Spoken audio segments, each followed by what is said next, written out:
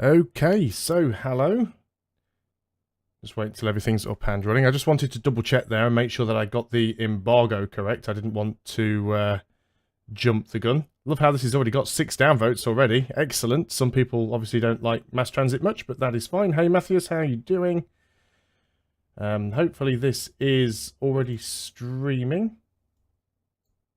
Fantastic, there we go. Seems to be working. So let us go and jump in, get the game running again. Let's actually just quickly move my webcam because that's in the way a little bit. Let's just move me up there so I'm not actually on the toolbar.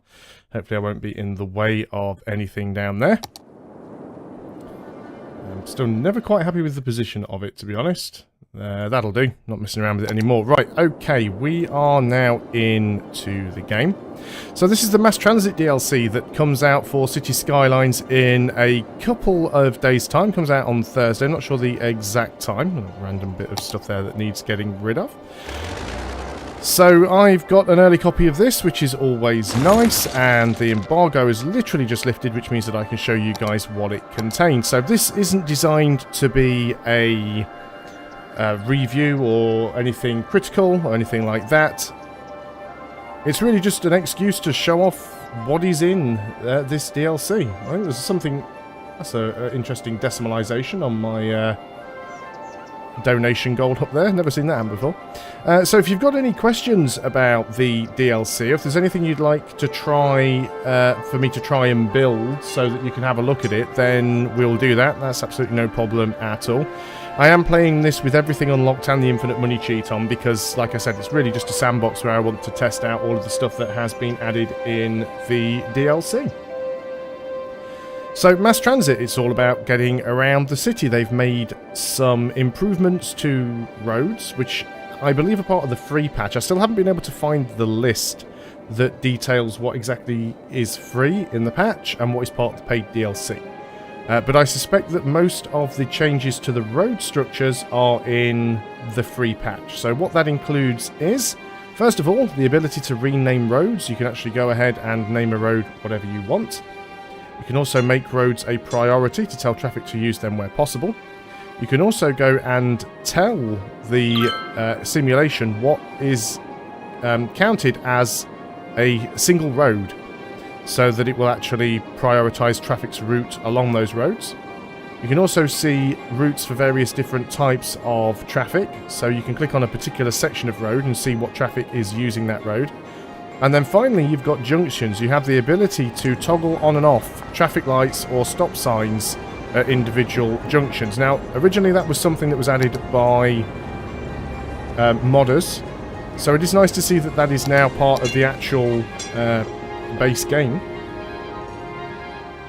So that's why I suspect that's going to be something free. I very much doubt that Colossal Order would be charging people for features in a DLC that are already available in a patch. And to be quite honest, features that should have been there from the beginning, in all honesty. Those are things that should have been there from when the game very first came out. Another thing they have supposed to have added, which is something I never checked out when I made my video for this the other day, is if we go to our finances. It's been so long since I played this properly. I've forgotten where everything is. That's land value. Not even sure that we can do all that much with our budget, but there's supposed to be expanded public transport. Yeah, so public transport now, we've got each individual type of public transport, day and night, so we can adjust all of those. You can make usable intersections. Let me just move my chat window over a little bit because I can't see it properly. There we go. So yes, you can make usable intersections now, which is very good. I especially like this ability that allows you to tell the game what is a continuous road. So if we select this road, for example, this road here is one continuous road. As you can see, I made these like sort of 3 archways, but what I could do is stretch this out and tell the game that that is all one continuous road. Is the game a bit loud? Not a problem, we can sort that out. I do feel like I'm having to shout over it a little bit, so that makes a lot of sense. Let's take that down a bit there, so I'm not having to shout over it at my end, and let's just take it down a little bit in OBS. And then hopefully you'll be able to hear me a little bit better over the game. I really need to sort this junction out over here because that's very janky. So let me just go ahead and unmake that one giant road. I didn't really want it to be all one road. So let's just bring that down. Can we not make that? Oh, that's because that's that road there, isn't it? There we go. We want to select not the power line. Come on, behave. So it's a little bit tricksy to try and grab the ends, but I guess I've sort of committed that now, and that's all one piece of road, but never mind. So something I made a total mess of was this junction here, because I just made this like massive highway. We could probably fix that. They have added quite a few new road types in here as well, so you've got things like 2-lane roads with tram tracks. Obviously they've added trams, so they need to accommodate that. One-way 2-lane roads with tram tracks. You've also got asymmetrical 3-lane roads, which I quite like. So two lanes of traffic in one direction and a single lane contraflow, which is quite nice. Monorail tracks on a 2-lane road. And then obviously they've got the variations on those on the larger roads. So you've got 4 lanes with tram tracks. You've also got 4-lane with monorail. And then the 6-lane roads. And then on your highways, you've got 2-lane highways. Now 2-lane highways with sound barriers, and they've also added in 4-lane highways as well. So we could probably go in and put these junctions are quite huge, though. If I was to put this in here, I'd have to destroy half of my city. So I think what I'm going to do for the time being is just leave it as it is with this sort of rather derpy little horseshoe here, just a way for the traffic to be able to get round and get back onto the highway. Hey there, Kenny. Yeah, you're right. Trams were in another DLC. I keep getting the trams and the monorails confused. But they have added a lot of new road types. But yeah, we've got trams now. So you can... sorry, not trams, monorails. So there's the tram down there, but this is the monorail going around. So monorails work pretty much the same way that trains do. You have to put down stations. You can't just stop anywhere. I think you can stop anywhere you want, actually. I haven't actually tried putting in a monorail stop. So where's the monorail? That's cable cars. They're monorails. So you've got a few options here for different buildings. So you've got the normal monorail station, which basically is what this is here. You've also got a monorail station with roads. So my monorail stations aren't actually on the roads. They still have to be built next to the roads, because obviously people have to be able to get pedestrian access to them. But you can actually build monorail stations directly over the top of roads if you want to, because you might have the monorails following the roads. And then finally you've got the monorail bus hub, which is absolutely huge in comparison. And then there's also the monorail, which one's that? The monorail metro train hub, which again is a very, very large building. And then you've got monorail tracks, one-way monorail tracks, and you've also got monorail tracks on the 2-lane and 4-lane roads as well. So monorail line, I don't think this lets you just put in... Yeah, so even though it shows you this sort of like a bus stop thing, this doesn't just let you place stops wherever you want. Basically, people can only get on and off the monorail at these stations. So I've got a couple of them around the city. So I've got one there. The other one is over here. And I'm sure I had a third one, probably, somewhere all the way over here. As you can see, it's quite a janky line. I was just basically trying to play with the terrain. This is one of the new maps that is included in the DLC. Probably a little bit easier to see at daylight. In fact, again... I know I shouldn't have turned this off. Let's just go back into the options, into gameplay, and let's just go and, where are we? Turn off the day or night cycle, and then you'll be able to see. So this is one of the new maps that was added, and as you can see, there's not an awful lot of water. There's a few rivers, there's a little bit of water up here, but it's mostly very hilly, which is one of the reasons why I wanted to experiment with this. So as you can see, we've got an airship here. This is another one of the new transport methods that's been added in. Well, so this is not really a Let's Play. This is just a sandbox demonstration of what's in the thing. So I'm not really bothered about what's going to happen later on. I've not really tried to build a very good city. As you can see, I've just thrown roads and lines and power lines and things down anywhere. So not too bad. Cam, how are you doing? So we've got the airships. Airships are quite simple to use. First of all, you need to have an airship a blimp depot. So basically that's just somewhere where the blimps come from, a little bit like the bus depots. And then you need the actual blimp stops. So even though my blimp depot is all the way over here, I've only got 2 blimp stops. One is here and one is here. But you also have to set a route for them, and if I select the blimp stop, we should be able to see that. Is it not going to show it? I thought I actually had that showing at some point. Escape routes. Maybe if we just go and select the public transport. Yeah, you can see it now. So these sort of purple lines here, or these purple tracks, these are the routes that blimps can take. So you actually just set these out yourself. And then you go ahead and put the blimp stops in. And then you also go and set the route as well. So what we could do if we really wanted to, as an example, let's go into air. We can go ahead and put in another blimp stop. So let's say we want to go and put in a blimp stop over here. Sure, why not? And then we need to go and set the routes. So we could delete some of the existing routes. But let's say we want to go from here. So you do get things in the way, which is what's really weird, even though it's a sort of an existing route. So we can just come off from here, actually, and connect that up. That's probably the best way of doing that. Notice.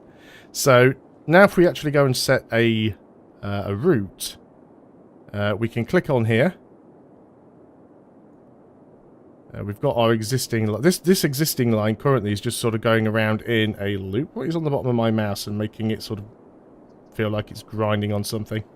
It's a little bit annoying. So yeah, the existing route is just sort of going around in a circle. We could delete that. Why wouldn't you let me drag it? Drag the line or stop to move it. Yeah, I'd love to. Let's just pause the simulation. I've always found these things a little bit janky. So have I just removed the line? I just want to make the line go away. You're not going to let me do it, are you? Fantastic. So, let's find our airship line by clicking on the airship itself. Or do we have to click on the airship stations? Never get this to work, right? Oh, it's because I'm still in the annoying route thing. Right, click on this. Line details. Delete line. Yes. Okay, so our current airship line has now gone. Fantastic. Hey Batman, how are you doing? So let's go back in here and set our route. So our blimp line. So we want to create a new line from here. Go over to there. And we want the next stop to be over here. And then bring it back down to there. And there we go. We now have a complete line.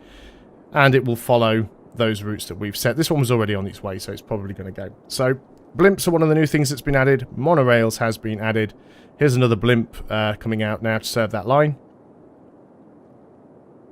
Yeah, there is a little bit of a rounding issue going on with the currency there. It'd be nice if the decimal point was a few places to the right, but I don't think that's going to happen. So, another thing they've added, and I had terrible issues getting this to work, is cable cars. Now, there are two types of cable car structure. You basically have the... Where are we now? It's under cable cars. So you've got cable car stops and you've got end-of-line stops. So you can actually use a normal cable car stop at the end of a line. Absolutely fine. And but the end-of-line cable car stops, if you use those, you can only get the cable cars to come out in one direction. You are correct. Yes, I think the airships, the blimps, only fit 35 people. Yeah, 35 people. But they're interesting. You know, they might not be practical, but they're interesting. So with the... Oh, something I meant to mention with the monorail as well when I was talking about that. One issue I do notice with the monorail is that it will not go over power lines at the default height. I did find out that if you adjust the height and raise the monorail up, it will pass over the power lines. But if you want to run everything at this height, it is completely annoying. Let's get rid of... just go away. So cable cars, once you've put down a few stops, you can connect them using the cables. And you can place the pylons for these manually. So you actually go and put these down wherever you want. And you can see the markers. Now, you'll start... These little blue lines that are appearing everywhere that look like ley lines or flipping crop circles. You'll start to see these now, even when you place roads down. I'm not sure whether or not this is something that was added previously. I've never noticed it before until this DLC. And it basically just shows you when you're in line with something else on certain angles. which is really good, because if you want to put something down in the middle of nowhere, you can actually see the distances and snap points from other objects, which is really good. Now, you can actually get these cables to turn, but there is a limit. So the reason I haven't gone straight down here in a straight line, I was having terrible issues just doing that. It would not go straight down because it was telling me all sorts of issues about things being blocked and invalid shapes and stuff like that. So I decided to go out, but I couldn't just go out and make a 90-degree turn. You can only make these turns to a certain angle. So, as you can see, if we try and turn this, that's about as steep as we can go. You also see you've got the angle indicator now, so you can see how far it's going to bend. But yeah, you can only get about a sort of a 30-degree angle. Anything more than that, and it won't allow you to do it. So that's a little bit tricky. You can build them flat, though. You don't have to build cable cars going up and down hills. You can just use them to traverse flat land, which is also quite nice. And the one other thing they have added is ferries. And I haven't actually put any ferries in at the moment because currently we don't really have any water. You can have ferries on canals, though. So we might go and build a little canal on this. Okay, so is it the mouse or is it the mouse mat? Always difficult to tell. It's a laser mouse. It shouldn't be getting caught on anything. It just feels like there's something stuck on the bottom of it. Okay, that's fine. That feels like it's fixed it. So I've never really messed around with canals in this game. They have added a few more canal types, which are under here. No, not under that one. I'm trying to remember where they are now. Like I said, I use them so little. There we go. So we've got shallow canals, medium canals, and deep canals, and we've also got wide shallow canals and wide medium canals and wide deep canals as well. So it might be worth going in and trying to put in some canals. Yeah, canals automatically create pathways that ferries can use, so that could be quite cool. I haven't really got anywhere that I can link up with a ferry, though, to be honest. I think we might need to buy another patch of ground. Let's go ahead and do that. Let's just go and purchase this patch out here just to make life a little bit easy for us. So now we've got some more space. We'll probably want to run a road out off here somewhere. Can we just get like a really big road and just sort of run it off from here? Can we get it to go over here? Well, I was trying to do that without destroying everything, but apparently that didn't work. We could probably tunnel through there, but I just want to go and get over here somewhere, just out of the way. Fine. Now that cable car is probably not going to be getting any power, so I need to just go and fix that one. So even though the road destroyed it, it'll still go through there as well. So once again, back to building roads. Whenever you build a road now, again, you get these little pop-ups, these little blue lines that show you where the snap points are. But not only that, you also see you've got these two circles now. So the inner circle is the actual width of the road. And the outer circle, the diameter of the circle, is basically the width of the zonable area for building. So as you can see, it's you can see well, it doesn't really show all that well because we've built it on a slope, but it does give you a good indication of whether you're going to have zones overlapping before you put a road down. So that is something that I do quite like. Let's go ahead and get rid of that road. So now we've got a road over here. Let's just go and build a circular canal just so we can try and put the ferry stop in. Hey Githian, not too bad. How are you doing? So, right, let's go ahead and try and put in the... Oh, again, wrong thing. It's landscaping. Let's go ahead and put these canals in. I've never bothered with canals before. But yeah, the topography lines are kind of cool. I guess that's quite important for canals because, you know, canals need to be relatively flat, I suppose. I just want to build a fairly simple canal system. You'd hope that's not going to flood, right? Wouldn't you? But might need some locks in this canal system. You know what I'm saying? So let's just go around here. I actually live near quite a lot of canals. Very complex canals. Not too far from where I live, there's a place called Foxton, where it's built on a massive hill and there's like 10 locks all in a row. That apparently isn't going to join up. Which, you know, is fairly standard for anything I try to do, really, isn't it? So let's go ahead and try that again. There we go. So, do we have to put water in it? How is that going to work? Do we have to wait for it to rain? Do we have to connect it to something? Like I said, I've never actually used canals. Let's go back into here. I have to manually put water in it. Different canal depths to adjust how water flows into the canal. Canals automatically create pathways that ferries can use. Do we not have abilities to put locks or anything in either? Doesn't look like we do. I had no idea what happened to the donation bar. I started the stream up and that's just what it decided it was going to show today. So obviously some sort of issue going on with rounding. There used to be an option to just manually place water, did there not? Has that now gone away? Don't want to use the disasters. Don't want to... A tsunami would certainly work, but I don't think that's the best way of doing it. I know you can use... it'd be really, really risky, wouldn't it, to put in a... it's not a water drain pipe, is it? What I want. It is a... this thing, freshwater outlet. Okay, let's go ahead and see how much of a mess this makes. Watch this just, like, basically flood everywhere now. Let's go and connect that up. Oh, it needs power as well.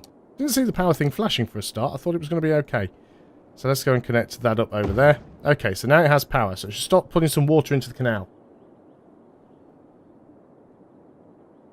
Obviously, the fact that it's built on a hillside isn't really going to help. It's probably going to flood out. Probably need deeper canals at the bottom and shallower canals at the top. But let's see what starts to happen. This is probably just going to completely overflow and flood out the highway down here. That's fine. Worst case, let's start planning for the disaster. I just want to build somewhere that's a little bit flat. I mean, I suppose it was my own fault for picking a map that was something or other hills. I guess we could do it down on this side. Let's go ahead and do that. We can build another junction off the highway to do this down here, so that's not too bad. It's not perfectly flat over here, but we can flatten that off. So, level terrain. Click an area with the secondary mouse button, choose the target height.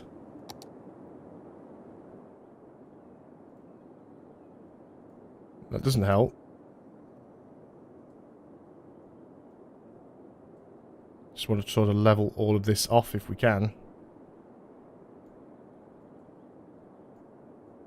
Never works quite the way you want it to, this tool. I dislike it greatly. Should have just left it how it was. You actually go... Are you going down or up? There we go. Let's bring that up to height. No, I did use a freshwater outlet. Freshwater outlets are designed specifically for that, for filling in... Whoop. It's up this way. Hasn't flooded yet, but no, freshwater outlets are specifically designed for this.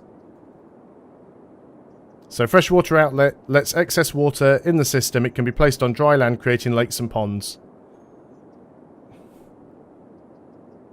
But because of the way water is simulated in this, and the fact that there are no lock systems, all of the water's just going to basically pool at the bottom of the canal and then probably overflow before it gets to the top. So that's why I'm literally trying to find somewhere that's got land that's a little bit flatter. So we might try and build one up over here. It does mean we do need to... I'm just going to pause the simulation because it's a nightmare to try and deal with these highways if the simulation is running at the time. So let's go ahead and just get rid of these bits of road over here. And of course all the traffic will stay there.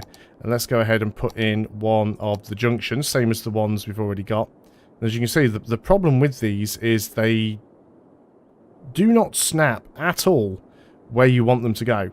They insist on trying to snap to everything else, which is a right pain in the neck. So what I'm going to do with this is I'm going to cheat it a little bit, and yeah, because it won't let me fit in here without destroying like half of these roads, which is something I really, really dislike about this. And they don't give you any sort of better junction options. Or should I do it? I should probably just do it over there, shouldn't I? That'd be easier. Fine, you win, game. Have it your way. Let's go ahead and put back in the normal highways. Left-hand traffic, of course. I'm in the UK, so it makes a lot more sense to me seeing left-hand traffic. It's a lot easier for me to deal with. So let's go back in and get rid of all these sections of road as well. It'll be a lot easier to get this junction to go in if I do it this way around. And when I say a lot easier, it'll be slightly easier. So there we go. We can go ahead and they're still not going to line up exactly, and the monorail's kind of in the way, but it'll still work, so that's fine. So if we go and connect that up to that and that to that. There we go. We now have another junction, so we can bring these roads off. So let's go and bring... we don't want the highway there, do we? We just want... let's go for a 2-lane, one-way street in each direction. So 2-lane, one-way. So if we bring you all the way over here, we do that... There we go. So now traffic's got a way to sort of loop around. Yeah, you hold the right mouse button to rotate the object. So, now we've got that, we can try and build another canal. This hopefully should be flat land, so it should work a little bit easier. Again, I've gone to... No, I did go to the right thing. So let's just, again, do all sort of medium canals. These canals are going to be very, very wide. It's not perfectly flat here, but it is flatter. And again, I don't need to build a massive canal. I guess uphill can be a shallower part of the canal. And then this bit can be, again, medium, and then the deepest part at the bottom. Okay, that's a little bit janky, but it should work. So we're going to need to fill that up again, because it's got no water in it. So let's go back and put in another freshwater outlet. We'll put that over here, and we'll just go ahead and just connect it up. Like so. It's going to need power. And yes, I know that this isn't neat or anything. It's a complete and utter mess. But, like I said, it's just a test, really, more than anything. So we should start getting water in here now. You've got power. And now we should have the ability to place in ferry stops. So that's a ferry stop. Has to be next to a road, which makes sense. I'm guessing that's going to... Oh, that didn't put... that didn't connect the streets up anywhere near how I expected it to. Let's go ahead and move it then. So let's just go and put it down there. There we go. That makes more sense. Then we can just have a road that goes straight out to it. So let's go ahead and have a... just a two-way, single-lane street. And you know what? We'll connect it back up that way anyway. It needs power, because of course it does. Needs water as well, presumably. Luckily, we've already got some water coming over here, so let's go ahead and get that connected up. You wouldn't think it'd need water being next to a canal, but there you go. Mind you, then if the water's anything like they are at my local canal, I'm not surprised that you wouldn't want to be using that as your drinking supply. It's a bit of a funny colour. It's like the River Ankh. So we'd need another ferry stop somewhere else, so let's go ahead and put one on the other side. And yes, again, I know that this isn't really practical, and I don't care. Let's just go ahead and put some housing in, because we don't really have anything around here. So we will need the water going basically all the way up there. Okay, that's fine. So yeah, let's go ahead and build some more roads. And let's just build a simple little highway that comes around on this side. Before I build that, let's go and put the other ferry stop in, actually, which is this one. So what else have we got there? We've got ferry piers as well. Large ferry stop with room for 2 different ferries at once. Yeah, that's massive. That's not going to fit on a canal. Ferry and bus exchange stops. So you can set up these ferry pathways, but ferry pathways exist automatically on canals. You can use them on open water as well. And ferry depot. Ferry depot where ferries stay between work shifts. So we do need a ferry depot. So the ferry depot is probably going to go on that side. This is the most useless canal in history, by the way. So let's go ahead and... yeah, we can connect that up to that. It'll join. In a strange way, but it will join. And yes, again, I know they need power and everything. We'll get that sorted. Right, okay, fine. That's everything connected up. So let's make sure we've got power going to everything. So you've got power. You've got power. You've got power. That's all fine. Of course, you guys have decided to start building your houses down at the far end, which means you don't have power, because that's just fantastic. There we go. Now you have power, and we need water as well. So you've got water. You've got water. You've got water, and I guess we could get housing on like all of this stuff anyway. So zoning, housing. So houses, houses. Let's have a little bit of commercial over here next to the ferries, and then we'll go back and put some more housing in. So, okay, fantastic. Now we actually have some... Nothing on the middle of the ferry here. Middle of the canal. We are sort of filling up with water. It might take some time. So we'll want to try and set a ferry route. So if we go in here and pick ferry stops. So we want to start here. And we're basically going to stop there and join that up. Okay, now we have a ferry route. I'm interested to see what the ferries start trying to do while they don't have any water in the canal. Actually, there's a ferry right there. They've just decided, do you know what? There's no water in the canal. We'll just lower the ferry into the canal anyway. So that seems perfectly legit. Excellent. That I love. Well, we're going to wait for that to fill up. In the meantime, we should have a look at what's going on with the other canal that we created. Yeah, I can see this one just sort of spilling over before it does anything useful and washing out half of the road. Water does travel quite slowly. It is filling up, though. It is filling up. I mean, it is already defying physics. At least it seems to be defying physics. So we will see how that goes. So if anybody does have any questions about this DLC, feel free to ask, and I'll try as best as I can to answer them. But yeah, the main additions in the paid DLC, we've got ferries, we've got blimps, we've got the monorail, we've got all of the extra sort of stations and things to go with them. And for the free stuff, we've got all the extra controls with roads, which are actually quite nice to be able to decide where you want to have junctions and things. I mean, like down here, for example, we don't have anything at all on this junction. So we could go ahead and just like put a stop sign there, for example. But we don't really necessarily need to put anything else in. We could just go ahead and put traffic lights in if we wanted to. I remember that that was a mod. And it was a mod that was used by a lot of people, simply to try and alleviate traffic issues. There is no change to the traffic AI, however. Traffic still behaves the same way as it used to, and they've said that they're not going to really adjust that. I guess it's quite a complex simulation, considering that it runs in Unity, and trying to change everything, particularly the AI, it's probably already taxing the engine as far as it'll go.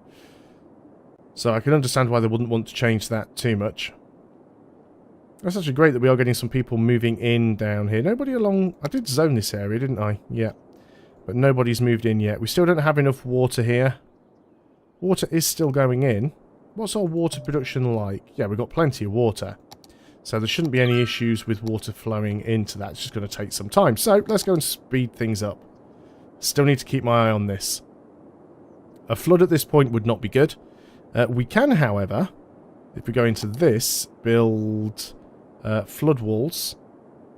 And yeah, so flood walls are probably important.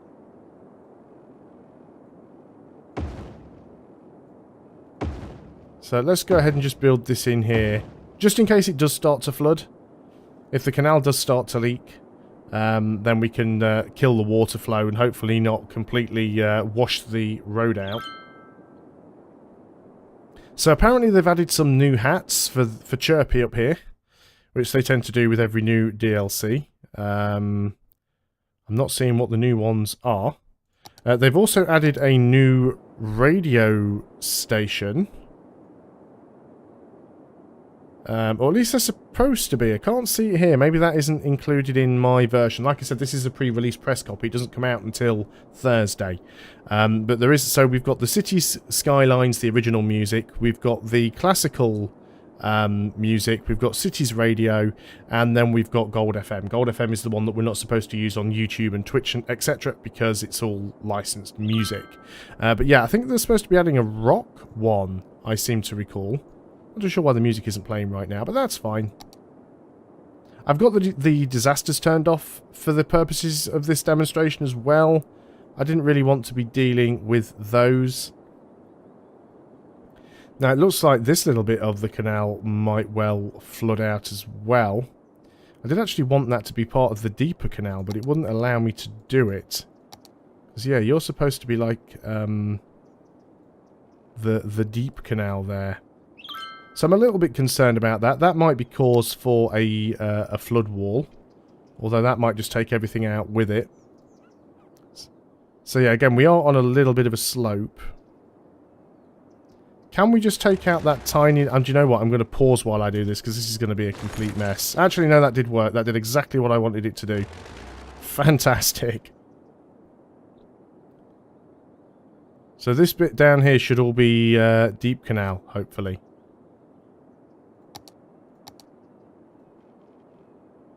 Pretty sure that I already set it as deep canal.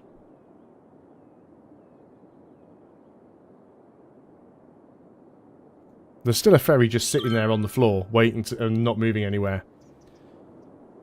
So what else have we got going on? You see, just a tiny little bit of industrial area, and it's already sort of completely decimated the land around it. Let's go ahead and get rid of that now. We don't need that anymore. So how is this one doing? Yeah, it doesn't look like that one is going to fill up before it floods the road. I mean, we could go ahead and buy this tile, so there is a potential way to build out on the lakes. We can go out in this direction as well. It's quite a nice map. It's weird, actually, because I remember back to the days of playing SimCity. And I'm not talking about the sort of the new one that was released a couple of years ago. I'm talking about sort of SimCity 4 and SimCity 3000. And I remember whichever map I played on, the first thing I used to do before I put a single road down was take the terrain tool and basically completely level the entire map, so everything was completely flat, because it just maximised your build space. And the thing is, it's so boring. It's so boring just having a completely flat... Because nowhere is... Maybe, like, parts of Holland and parts of China, but nowhere is sort of completely flat. So it's really, really boring to just have completely flat cities. It's much more interesting when you have the ability to build tunnels and bridges and, you know, to try and have to work with or work around the terrain. Because let's be honest, even the Romans managed to do that. Why don't you have any water? Because you're like the one property that is just outside of the water supply. Great. And I was seeing some complaints there for something, but I don't know what that was. You might have a few more complaints soon, because I've got a feeling that your house might flood. We could try and put another fresh water outlet somewhere else, a bit further up here. That would knock a house down, maybe, but... Let's try and get some more water in this canal. Oh, you need to be directly connected to a pipe, don't you? Of course you do. There we go. So, see if this fills it up a little bit quicker.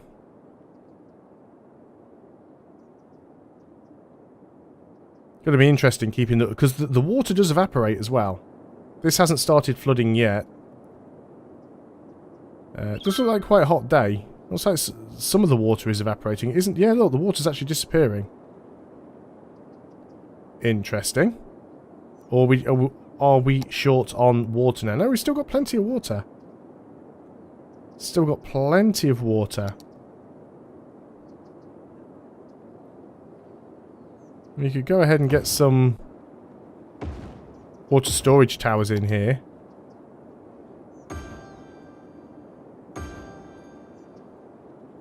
There we go. Probably not going to make any difference at all.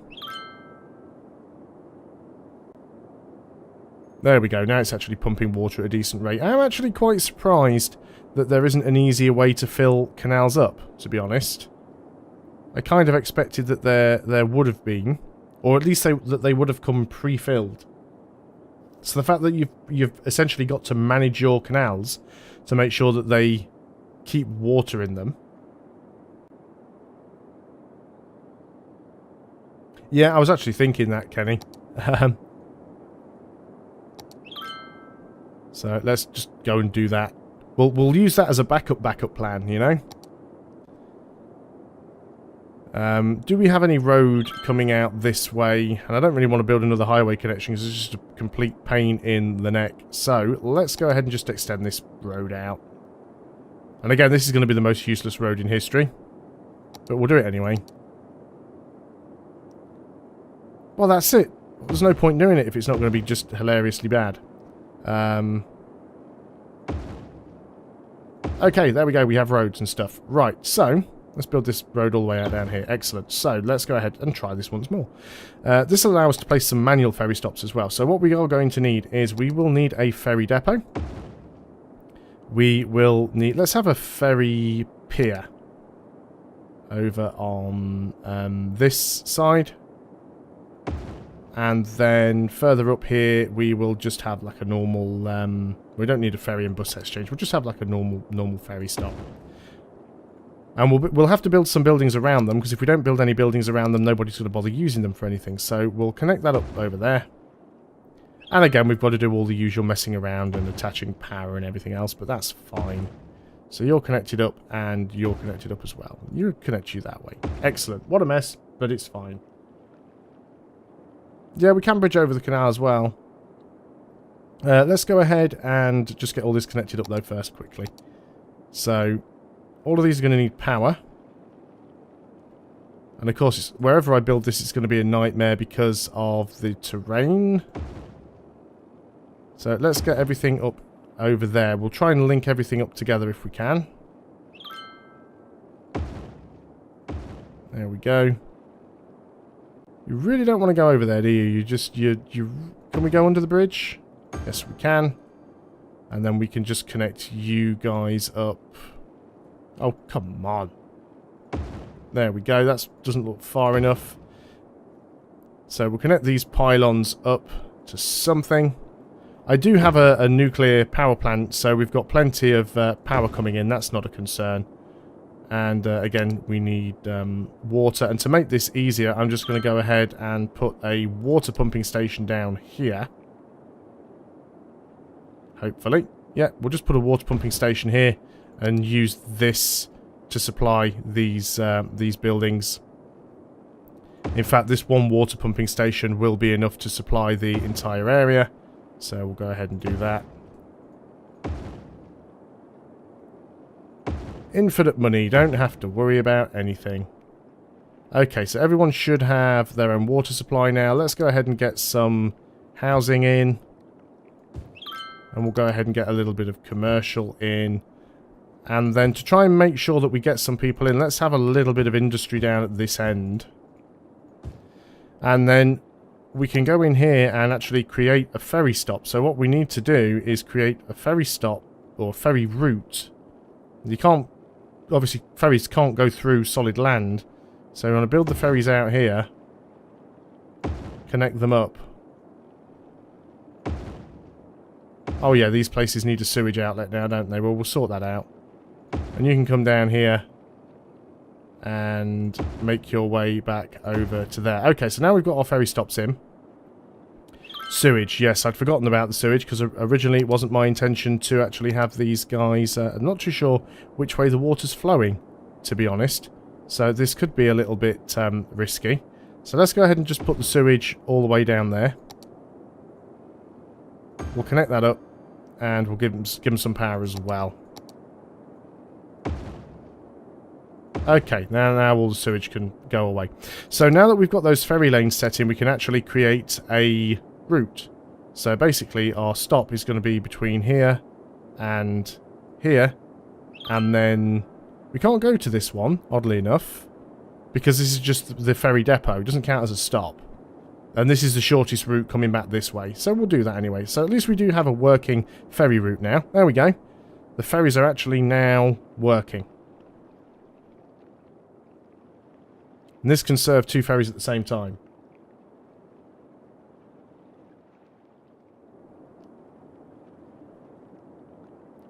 Can we add locks to the canals? I don't think you can. I haven't seen any options to add locks. Let's just go and have a quick look and see how things are going with these canals. They still don't appear to be... oh, no, we've got a flood. We've got flooding. We do have flooding. Yeah, this is kind of what I thought might happen. So all of these houses are now getting flooded out. Excellent. Let's go ahead. And the good thing about these is you can actually just turn them off. So you don't have to destroy them. Let's go ahead and turn those off, and then hopefully all the flooding will be dealt with. So yeah, that's a bit of an issue. So you do have to be careful where you build these things. Can you add locks to them? If you could, that would solve a lot of the issues. But there are no options to do so. If we look down where the canals are, the options we have is keys, flood walls, and then shallow canals, deep, medium and deep. And we've got shallow, medium and deep in wide. No locks.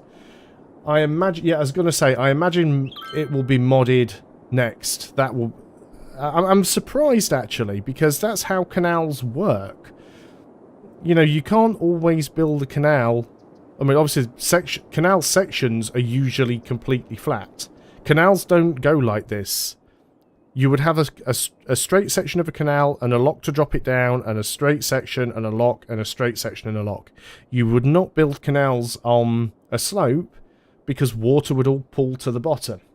Canals don't naturally flow. The reason canals don't naturally flow is because they're all built perfectly horizontal. So that is a bit strange. It's weird. Yeah. I don't know why they've done that. I would have expected locks to be put in. I'm hoping it's something the developers do add themselves. It may be one of their own mods that they put in. I think they need to do it. I really do think... that locks need to be added in. Because currently, it's stupid. Unless you're going to flatten the land off, because the only real way you can use locks effectively is on perfectly flat land. Which means you've either got to use a map that's flat, or you've got to flatten the land yourself. So, yeah, I think it's a little bit silly.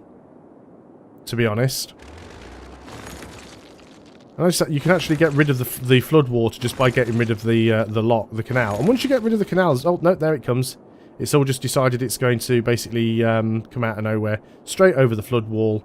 And probably... Well, actually, it might just end up in the river if we're lucky there. So let's just go ahead and get rid of some of this stuff. I'm not even watching where that water goes. I'm just going to ignore it. Just going to ignore it and pretend that it's all going to be fine.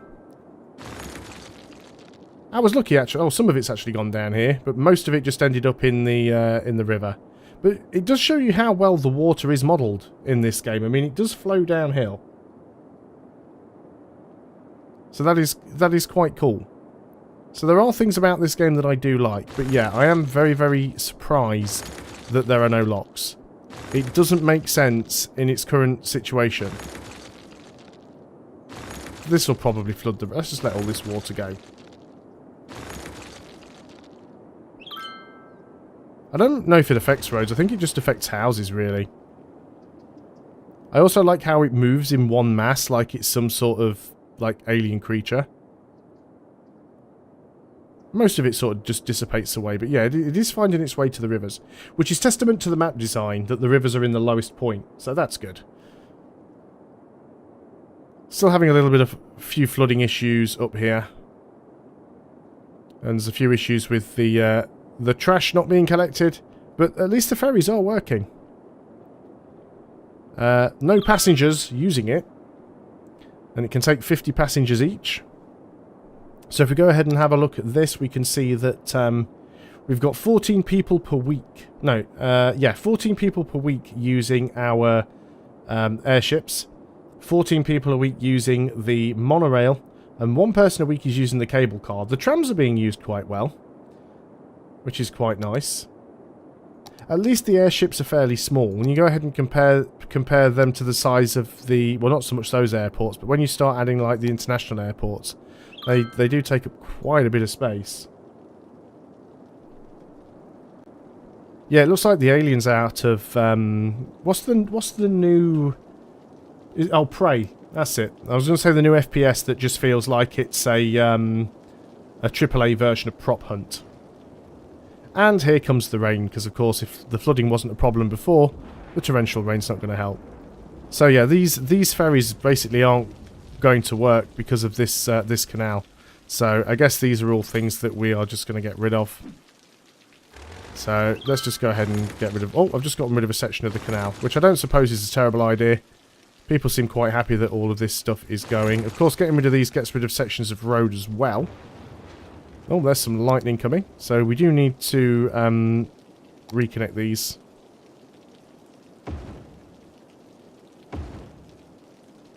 And we've broken all the power and everything else, but... There we go. We'll get rid of the rest of this canal. It was a nice idea, but I think we've established that canals just do not work unless you're on a flat map.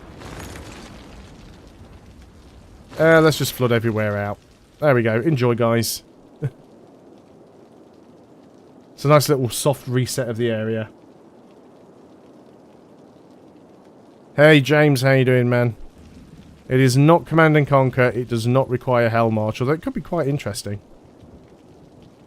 I don't think I've got... although I've got all of the CNC games, I don't actually have the soundtracks. There was a lot of water in that canal, apparently. Although that airship, that blimp, just got out of the way. See, people are complaining about the amount of garbage piling up. It shouldn't be too much of a problem, because we're basically washing... Oh, wow, look at that. All of the cars being washed away on the wave. So that's caused some issues. Yeah, it's going to take a while for that to get fixed.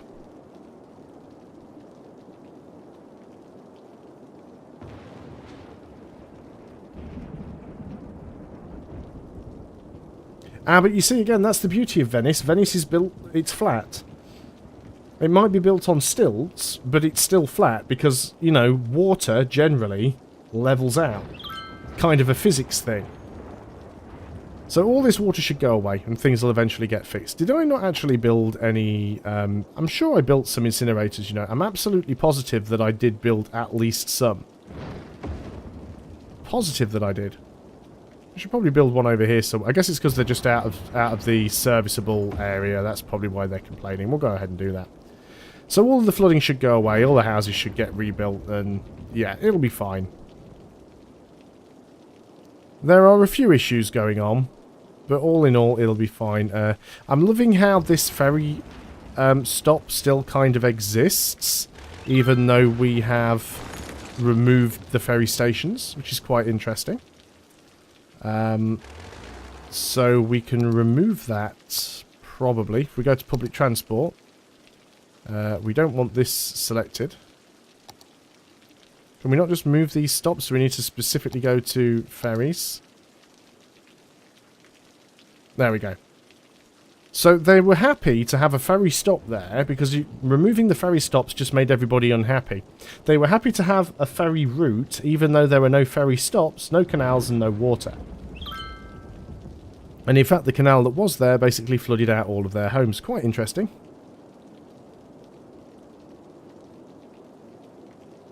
I'm still currently undecided whether or not I'm going to do a proper let's play of this.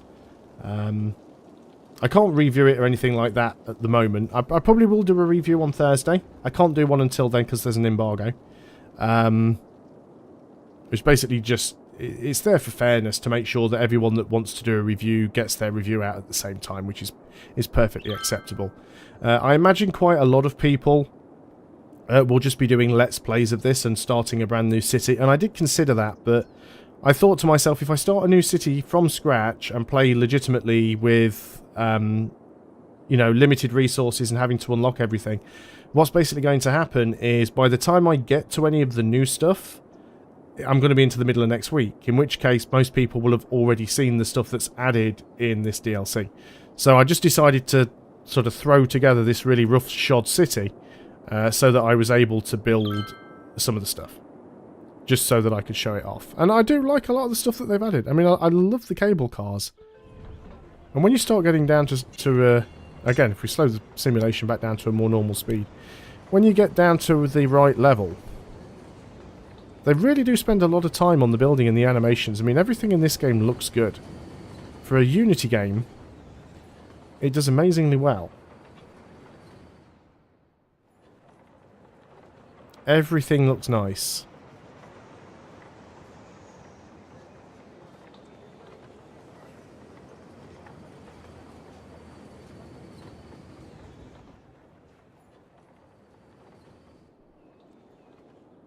But yes, I'm very, very surprised that they added canals and they added ferries, but they didn't add locks. Because it basically just makes the canals useless on anything but a flat map. And I'm really stumped by that one.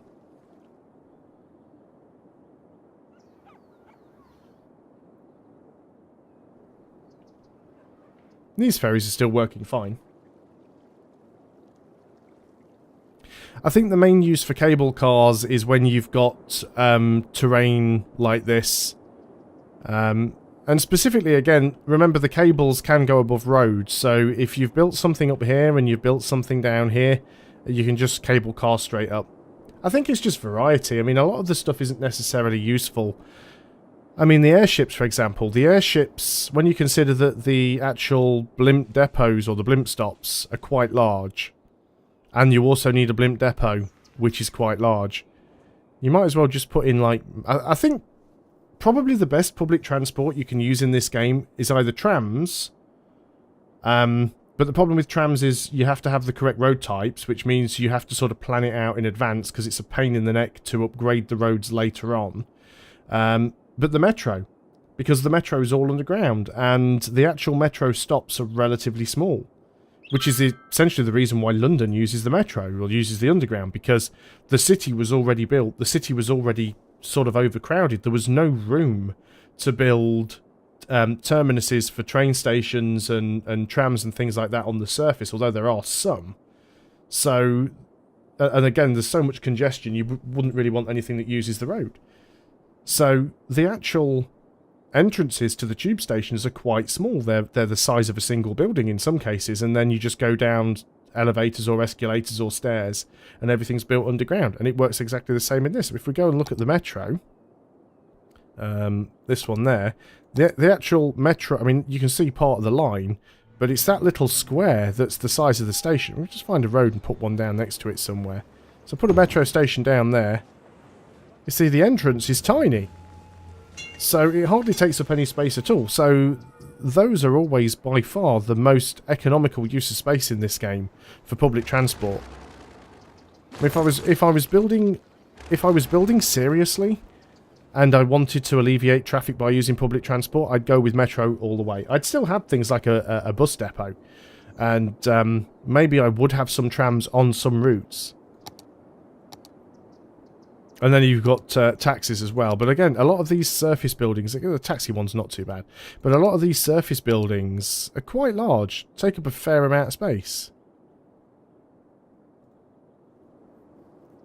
But yeah, you're absolutely right. Cable cars aren't particularly useful. At least I haven't found a particular use for them. And given the fact that they're mostly designed for going up and down sort of hillsides, and the fact that... See, that does actually work, but sometimes... I don't think it was the terrain that was getting in the way when I built the one on this side. I think it was the actual, the building itself that seemed to be getting in the way. Because it would not let me build straight down here. It's like it couldn't go that far down. Can I actually... Yeah, I mean, why won't it just let me do that?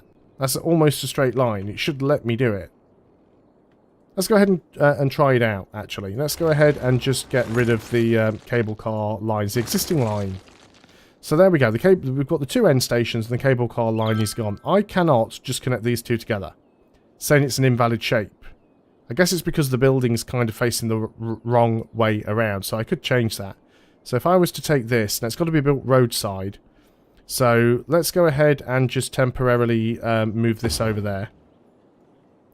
Let's go ahead and just build a new little piece of road then. And we'll build that piece of road, say, out in this direction.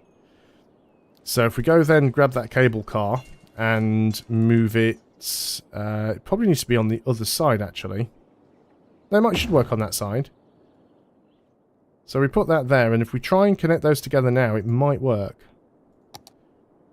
So we want to go from there to there. Okay, now it works. Now it lets us do it in a straight line. So you really do have to think about the positioning of the buildings, because obviously you have to feed in from a certain direction. And you don't have to set up lines for these, because they're automatic, or at least they should be. Yeah, there we go. It's already running. And that's actually quite good, because I didn't even have to put a load of supports or anything in the middle.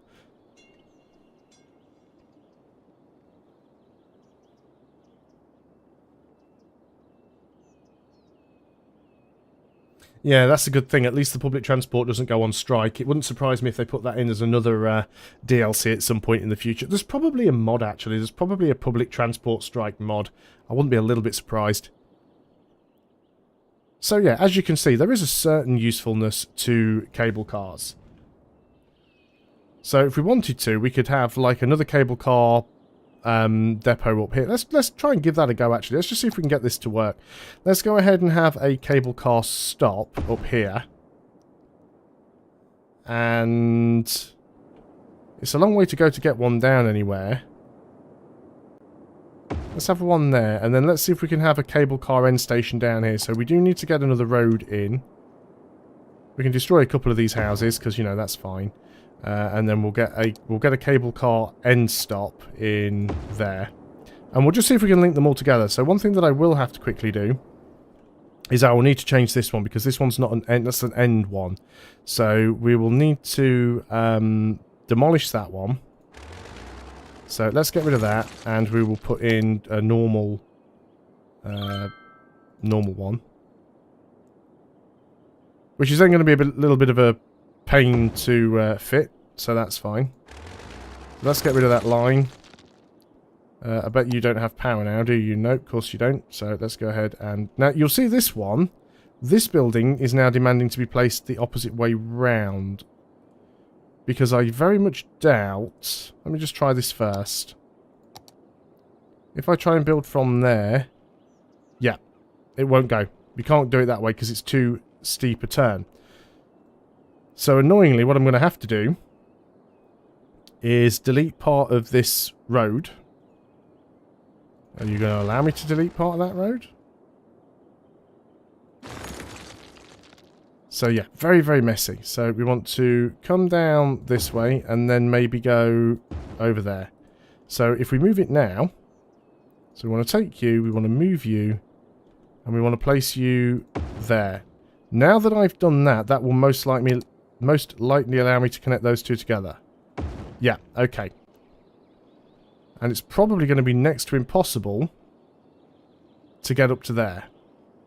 We can go up. Because this is the good thing with cable cars, is they don't actually need to go on hills. So we can go up there with the cable car. And we need to page down on that. So that'll connect up. It does need power. So I understand that fully. So we can go from here. Can't quite reach there. So what about if we go page up a couple of times and build next to the road? Yep, so we can connect that one up as well. Fantastic. And then we go from this side, and we want to go all the way down to there. Now, why is that saying it's an invalid shape? Does it need to go page up a little bit? Yeah, so all of a sudden, it's not liking this one for some weird reason. Yeah, so this is now it's being strange. So that one went in that side, absolutely fine. Do I need to lower that down to start with? Was that the issue? Yes, there we go. And then we can come all the way down and... But again, this building is now facing in the wrong direction. So, let's get rid of that. Let's have a little bit of road that comes out of there and goes that way. Let's select this building and put it on that side. And now we should be able to connect those up.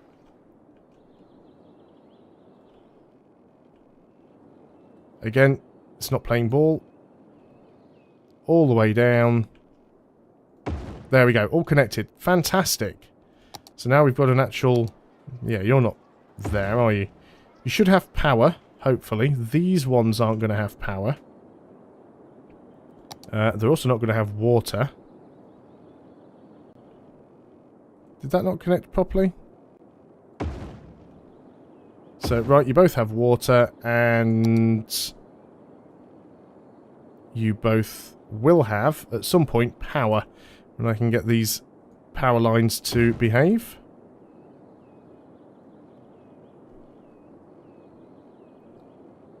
you can actually raise power lines. It's something that a lot of people don't realise you can do. But you can actually raise power lines up to go over roads. Unfortunately, I'm struggling to actually get one to go in where I want it to. Because the road is in the way. There we go. That'll work. So let's get rid of that one there. Fantastic. So that now should be a completely working cable car line.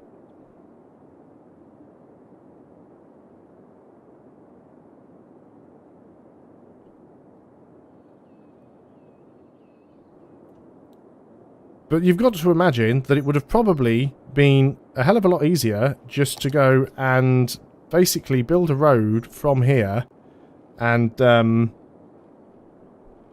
you know, just like... I guess there is a limit to tunnels. I mean, you can't just say, look, I want to bore a tunnel straight through the middle of the rocks here. But, I mean, we probably could have done if we really wanted to. We could go ahead and take something like a 4-lane road. And we could probably start here.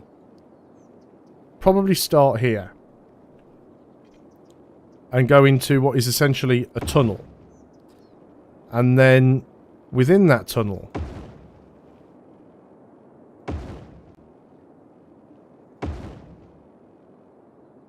right, you've got to imagine that that is 50 million times easier and cheaper and quicker than building a cable car when we basically just tunnelled. If we go to this view, so we basically just tunnelled straight under the hill and come out the other side, right? That is, like, so much easier than the whole cable car system. But not as fun. How part of the line is this? Oh, it's just the depth of field. I was going to say, it's quite weird that part of the line had disappeared there. You also don't normally get turns in cable cars, and they certainly don't have the cables at an acute angle like that on the pylons. Because that would be a terrible strain on the cables. Exactly, Carsten, you are spot on. Tunnels are boring. What about a cable car through a tunnel? That'd be fun. Quite terrifying, I would have thought. Has anybody seen the videos, the video of the test footage for Elon Musk's new, I can't remember what he calls it now, but it's basically a magnetic underground train that's going to be used to link certain parts of LA. And there was a video of the test footage of it a few days ago. And because the tunnel that it's in is lit with evenly spaced lighting all the way along the tunnel, it was almost seizure-inducing, the speed that this thing moves. He's going to have to find a way to invent inertial dampeners, because the speed at which this thing accelerates is absolutely mental. You would definitely feel sick after that ride, but it'll be a really quick way of getting around LA. Hyperloop, that's the one. Hey Tibor, how you doing? Oh, here's another thing that they've actually added in the DLC. And again, I believe it's part of the free patch. But emergency service vehicles will now overtake. So they won't just get stuck in traffic. So that was the biggest issue with... the biggest issue with congestion was that emergency service vehicles could not safely reach their destinations. And they've now removed that problem by basically allowing emergency vehicles to overtake, which is what they would do anywhere else. I've also only just noticed that if you zoom in when you've built a ferry route, that there are actually buoys in the water to mark where the routes are. They do seem to pop in some strange positions, and the ferries get a little bit close to them. You'd think they'd move a little bit with that happening. Now, I wonder if the ferries actually take cars. I don't know if ferries take cars or whether it's just passengers. That'd be interesting.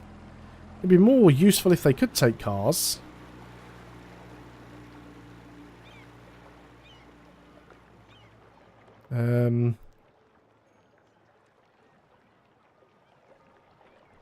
Yeah, it doesn't actually say. So I assume they don't take cars. I assume they just take passengers.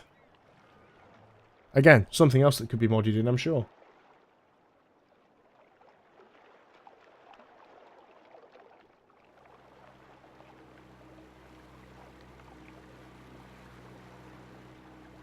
Yeah, so like I said, there's two parts to it. I know Paradox didn't make this game, it's Colossal Order, but as you find with a lot of Paradox games, there are essentially two parts. You get the free patch, even if you don't buy the DLC, you get the free patch. So the free patch is emergency vehicles being able to overtake. You've got the expanded budget panel for all of your individual public transport services now. And the other stuff is the roads. So you've got the different types of roads that they've added. So the obviously roads with monorails on. You've also got things like the 4-lane highways, the 2-lane highways. There's a couple of other road types in there as well. But the most important thing that they've added, oh yeah, all of these extra little indicators that show you the road widths and the zoning widths and how roads will line up with the snap points. So that's all part of the free patch. As best as I can tell, it is anyway. And then all of this stuff, which basically allows you to rename roads.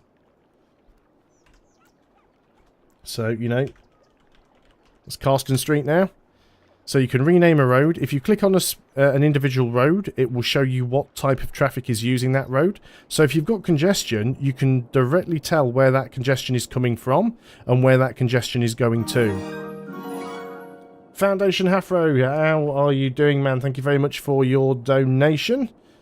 Actually, it's come up in British pounds this time instead of Canadian dollars. That, by the way, is why your donations weren't coming up on the stream in recent streams, because for some reason my PayPal wasn't accepting Canadian dollars.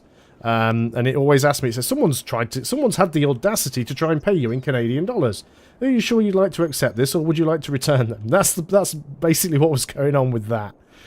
So we can click on individual bits of road, and we can... Oh, wow, that's a lot of brown. That's trucks on the highway.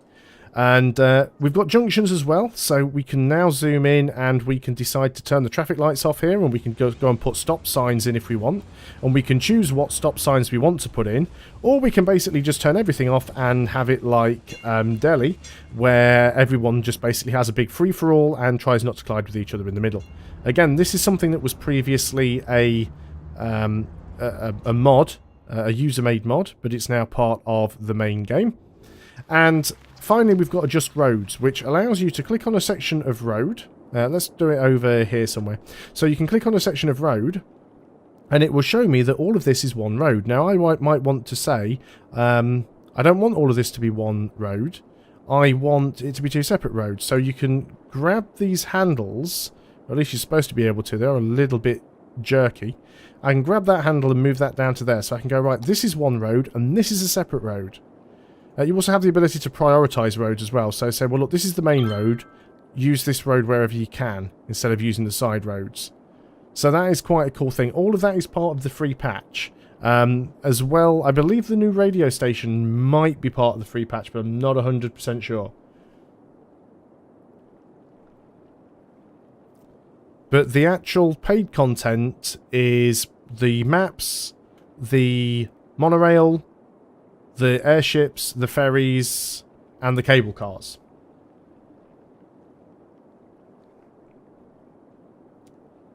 Looking through the chat, Carsten, did I see you say somewhere that you hadn't played this game since, like, vanilla? Because there has been a couple of patches since then. Even if you haven't bought any of the DLCs, they have added in patches that have changed things. So I can't remember what all of the DLCs are now. I've played some of them a little bit.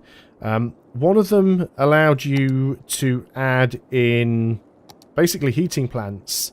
So boiler stations and geothermal heating plants. So you'll see now, this is something that wasn't in the game before. You've got this little temperature thing down at the bottom. This never used to exist before.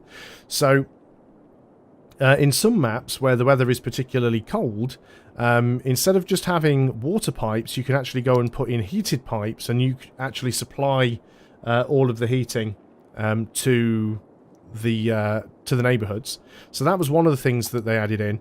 I know the last major update, or the last major DLC, was the disasters one, which actually adds quite a lot of stuff, I'll be honest. In the emergency services, you've got things like...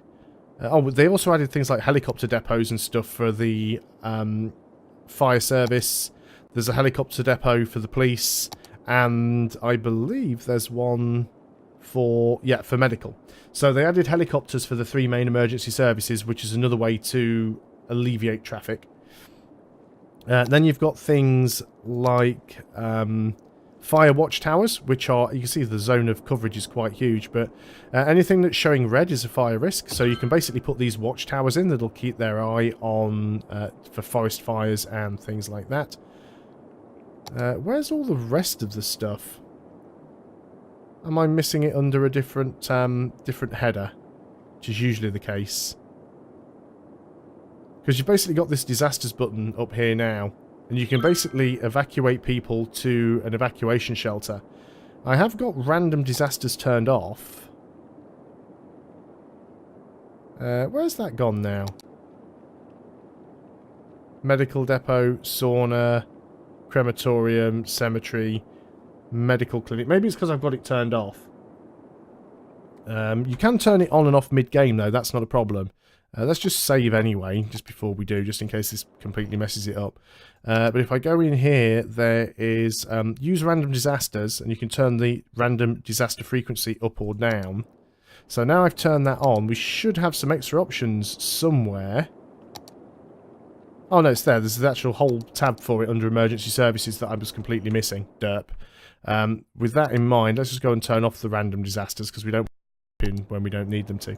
So yeah, you've got these. You've basically got a disaster response unit. Did I already build one of those? I thought I had. Apparently I hadn't.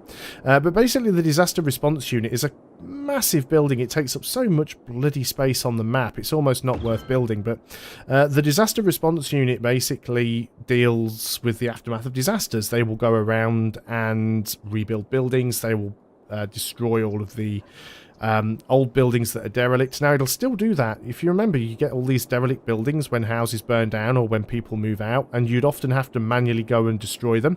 Like all of these ones here. See, all of these buildings are derelict. Well, we don't have to deal with those anymore because we've now built this disaster response unit. They will actually go out. See, the disaster response unit sends helicopters and trucks to destroyed buildings in the city. They rescue survivors and make sure the rubble is safe for rebuilding.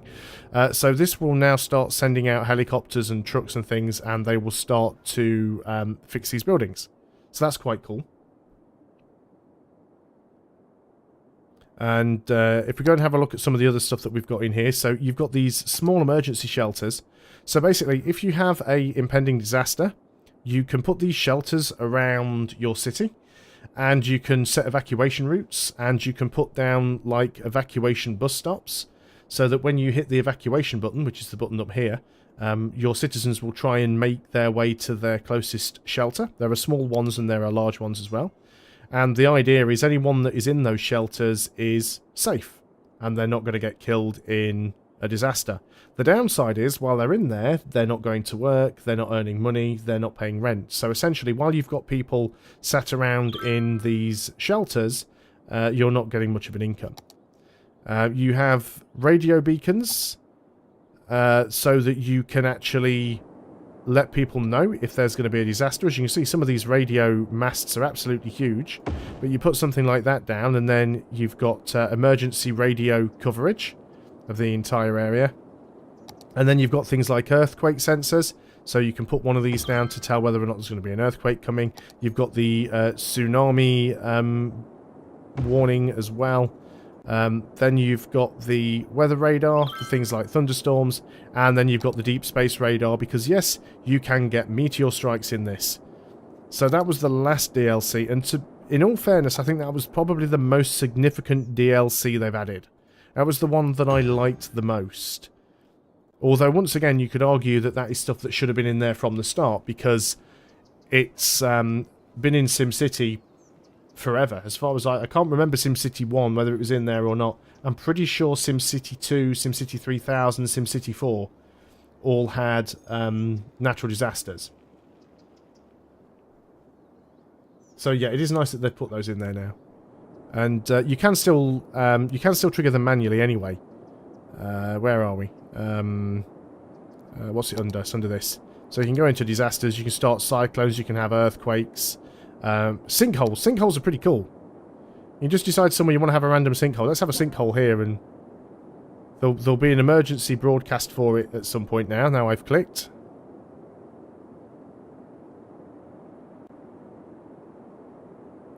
Still surprised we're not getting any music. Oh, that's... yeah, so Gold FM has licensed music. But we're not playing that one. I just wanted to play some music. Not too sure why that sinkhole hasn't happened yet. They don't always come straight the way. Usually get a little bit of warning.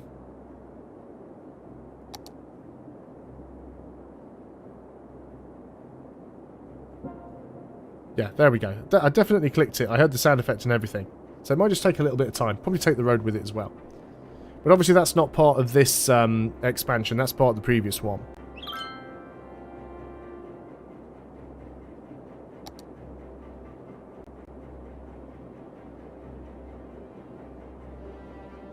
So we'll just wait for that sinkhole to appear.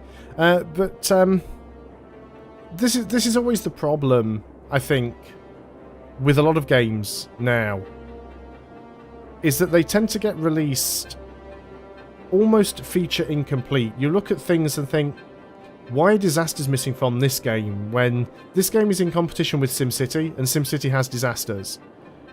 And things like the ability to place traffic lights and stops. Here we go. Here's the sinkhole. Could strike at any minute. Residents should take precautionary measures. And the thing is, yes, you do get some free stuff in the patches that comes along with these DLCs, but at the same time, you do expect that a lot of these things should be part of the actual game. Geologists predict that a sinkhole could strike at any minute. Residents should take precautionary measures. Yeah, I agree with Afro. Definitely they were in SimCity 3000. I don't really remember before that. I'm sure SimCity 2 did, but I can't 100% say for sure. I'm going to get a double sinkhole now because I I clicked it twice. Yeah, building over it would be unfortunate. But this is the thing: if you've got random disasters on. Oh no, too late. It's just zoomed in. I didn't even zoom in; it did that automatically. A sinkhole has occurred somewhere in the city. Stay out of harm's way and contact authorities with any information. But I have had these happen underneath roads before. They are quite interesting. When the next sinkhole happens, which I can't even remember the exact spot that I put it in now, but we'll go and do like an earthquake under the road somewhere. Because earthquakes are always fun. They do a lot more damage than the tiny little sinkhole does. But yeah, you can have random disasters on, and they can be quite devastating to your city, because not only do they destroy roads and buildings, but they'll actually sort of ruin the landscape as well. In the city. Stay out of harm's way and contact authorities with any information. That's a deep one. I have a tendency to fill these up with water when they occur, but yeah, if we go ahead and let's say the industrial estate, because no one likes industry, right? So we can basically go into here and pick, for example, we can start a fire. You can just have random buildings collapse, by the way. So you can just basically go whoop, and then a random building will just collapse. But yeah, if you want to do something on a bit of a higher scale, we can go on and we can have an earthquake. We used to be able to change the size. Yes, you can. You can change the intensity of it down here. So you can go like massive severity. Let's just do a little one though. So we'll have a little bit of an earthquake down here. Warning. Experts predict an earthquake could hit. And also, what's the biggest sinkhole we can get? Let's have a look at the biggest sinkhole possible. So we'll wait for this earthquake. Anyway, T-Boy, how are you doing? Are you not at work? Or is this what constitutes work these days?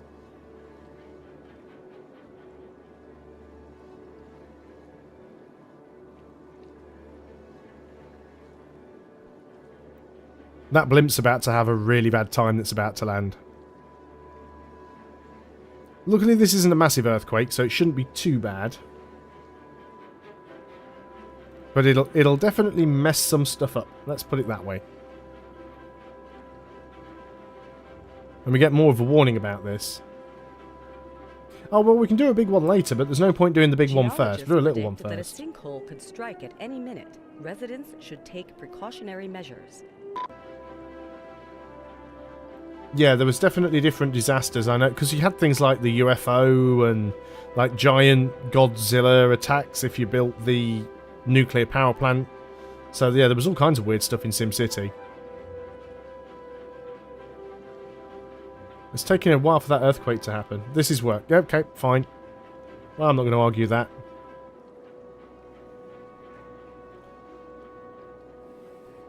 I must admit, it is difficult to justify buying all of the DLC for a game to add little bits and pieces that may possibly have been there, should have been there from the start. But if you play this game a lot, if it's something you really enjoy, then sure, why not? I mean, it's not like the DLCs are coming out every couple of weeks. There are generally months and months between them. So you see this symbol has changed there? That means that the disaster response unit is there. And they're actually working to fix that. So it's now ready for rebuilding. Disaster response has made it safe. So we don't have to go and destroy the building anymore.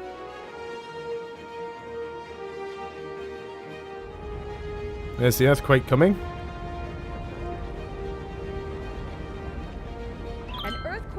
Occurring. Don't panic and wait for help if you are in the affected area. And the sinkhole at the same time.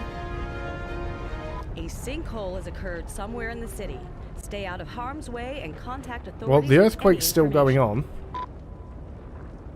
So you can actually see the fault line starting to appear.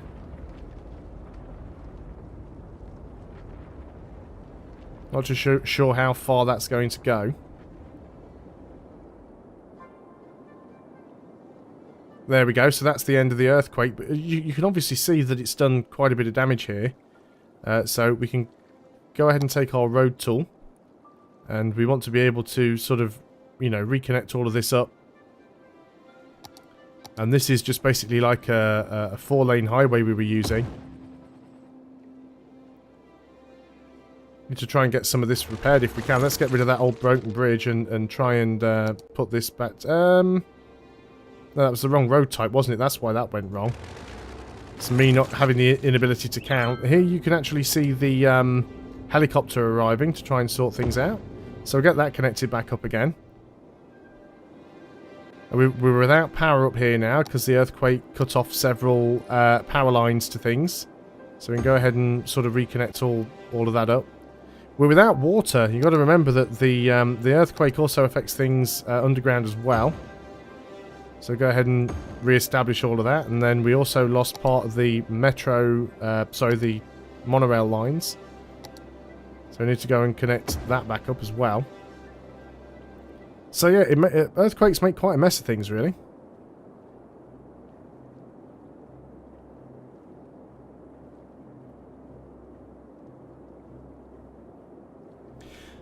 Yeah, the stuff. There were some things in the last SimCity that I did quite like. The superhero stuff was kind of cool, and I really love the design and the look of SimCity. And don't get me wrong, I mean, I am thoroughly impressed by what Colossal Order were able to do with the Unity engine. But I would also love to see a game with the gameplay options of City Skylines combined with the polish and graphical fidelity of the Maxis SimCity. I would absolutely love to see that. See, we've still got little wrecked bits of monorail here. I'm sure there used to be a way to just get this stuff repaired, because there's a couple of damaged bits. If we just go into monorail, can we not just have it repaired? Guess we could just sort of like destroy the damaged bits and repair them manually. But this is why I don't normally like having disasters on. You're constantly having to sort of fix stuff, and it can make a right mess. But again, if you get to a point where you feel that you've done all you can in the game, and you want to spice it up a little bit, then it's a good way of doing that, I suppose. See, we've got the helicopters coming. I do like the addition of the helicopters. I like the fact that they've always tried to find ways to deal with the traffic. And allowing emergency vehicles to get around. So that's not a bad thing. I'm actually quite surprised how... I suppose that is a pretty significant sinkhole when you compare it to the size of a couple of houses. But I was kind of expecting a little bit more from that. But like I said, that was the previous DLC. Nothing to do with the... with mass transit. Overall, I do like the mass transit DLC.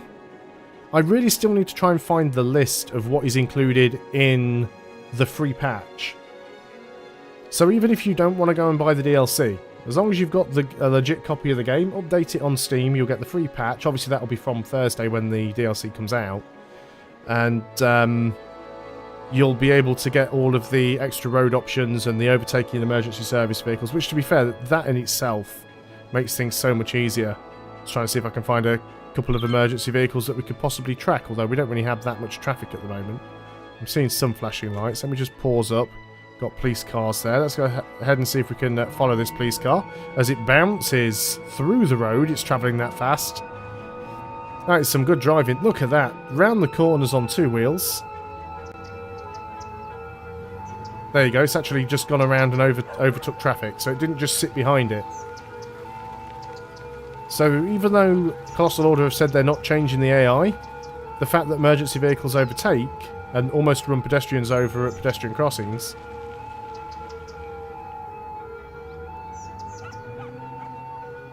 Where are you heading? Seems to be taking a really long route to get to wherever you're trying to get to. There we go. Inspecting the crime scene. But yeah, I am glad that that is something they've added in. I think the game's been needing that for quite some time, actually.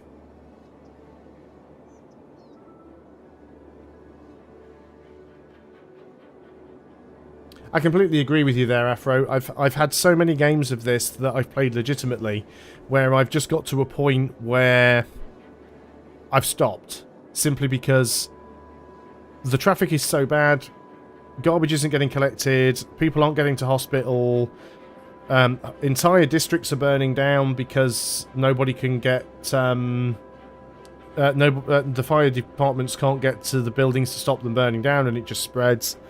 And it just felt like nothing you could ever do would alleviate traffic. I remember one particular issue that I had, and I don't remember the exact details of it, but I had a couple of roads on between my industrial estate and the highway. There were a couple of roads that were really, really congested because like every single car in the city decided they wanted to use this one road to get to and from the industrial estate, and it was really clogging it up.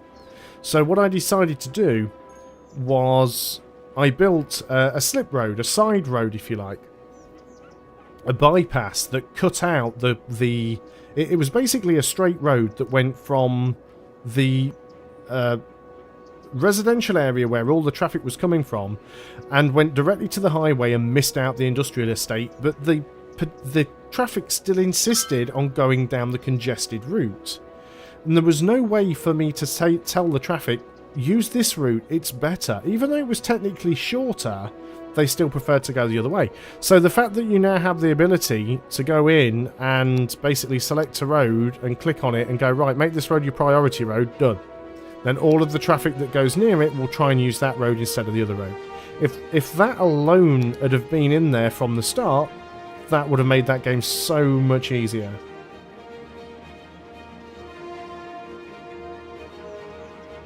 You imagine the police cars driving like that. Imagine how the fire trucks go around corners. We've still got roads out or something here. Doesn't look like the garbage is getting collected. Haven't seen any fire trucks going anywhere for a while.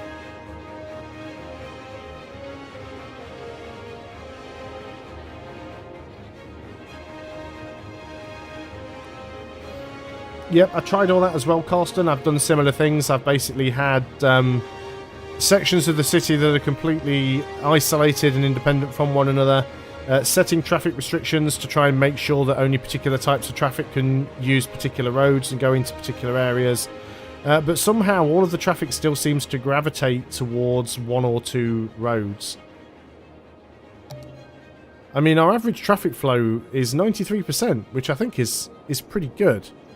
You know, the only areas that are congested, according to this, really, is the highway, which we, you know, don't really have any control over unless you want to build a second parallel highway or knock the existing highway down and convert it into a 4-lane highway.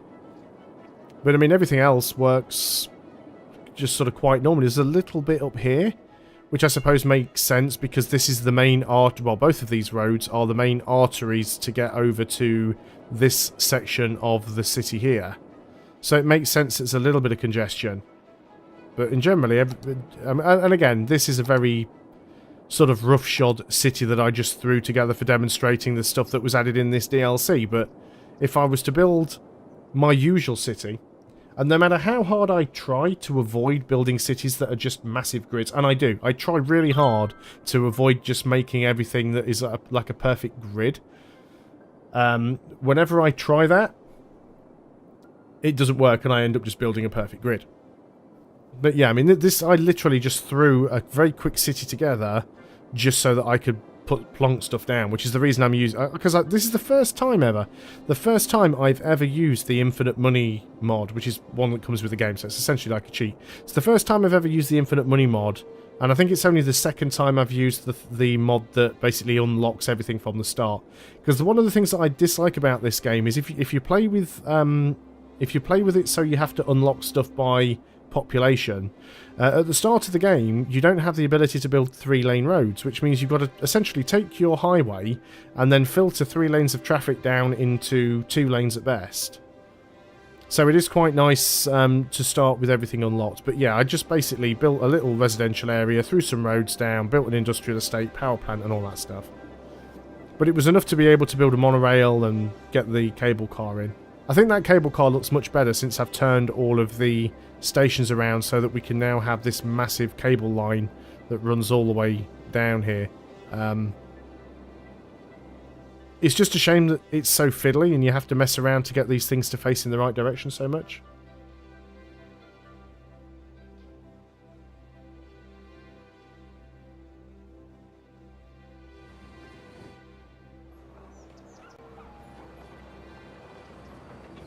I have to say though, I mean the buildings are well modelled. I do like the look of them. They have done well. I wonder if more people are using the cable cars now. Serviced 106 passengers last week. Cable car is now actually our most used method of transport. It's actually beating the tram. So I guess people are... It's a shame there isn't any way to tell how many people are travelling from one area to another on via car. So I can tell that there's X number of people using the cable cars to get from sort of one side of this hill to the other. But it'd be nice if I knew how many vehicles were using these roads. And then that way I could try and make an educated sort of decision whether or not it was the... whether or not the roads were more beneficial or the cable cars. I've also just noticed this road has been destroyed because, of course, we had the sinkholes and completely forgotten that the sinkholes took out what was underground. So need to go ahead and re-establish that connection there.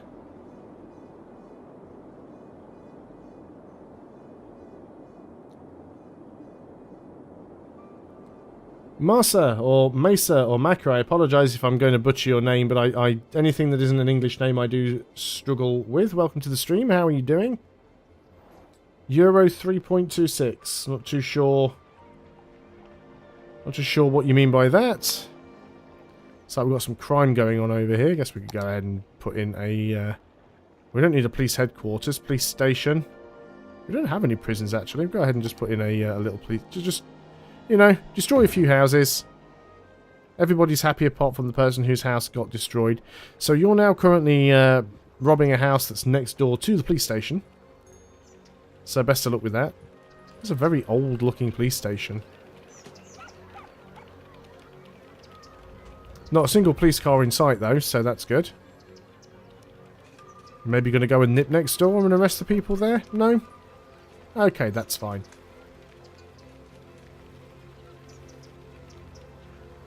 No police cars doing anything right now.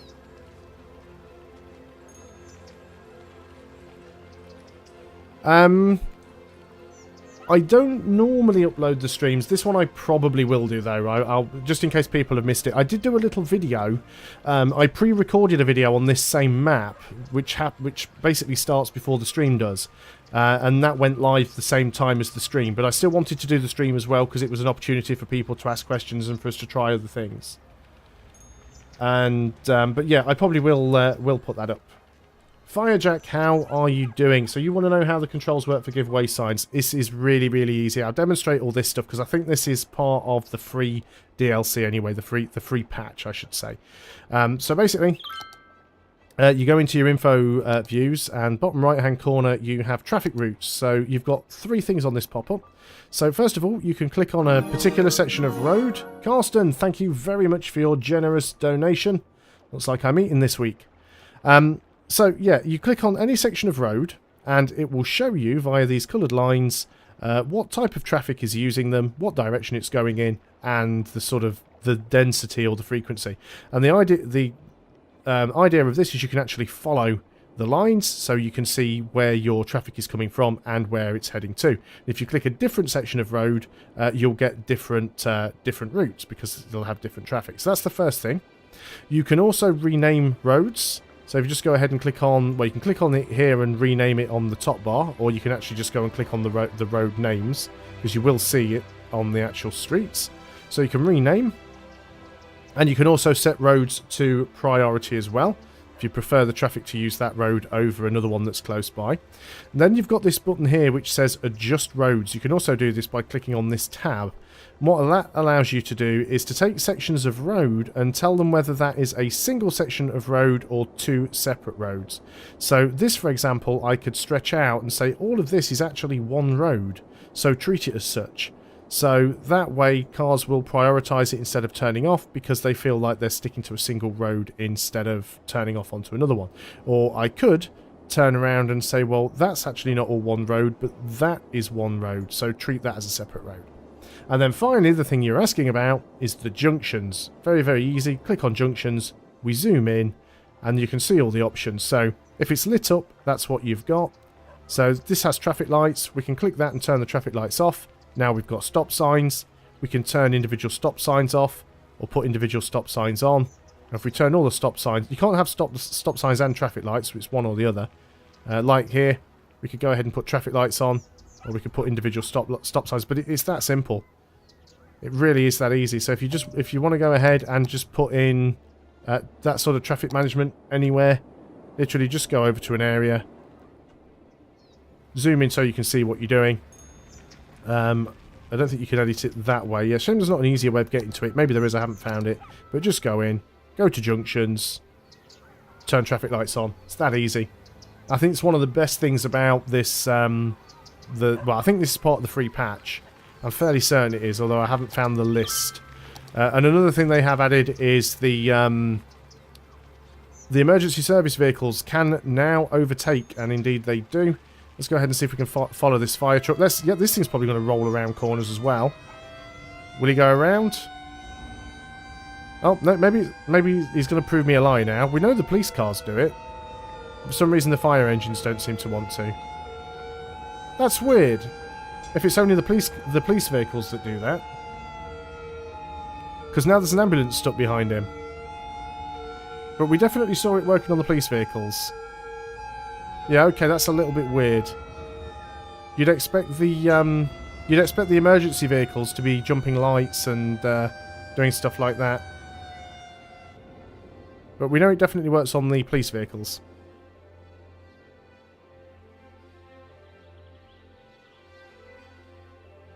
Yeah, spot on, Carsten. I remember that it was one of the... it was a mod. It was one of the very first mods that people made.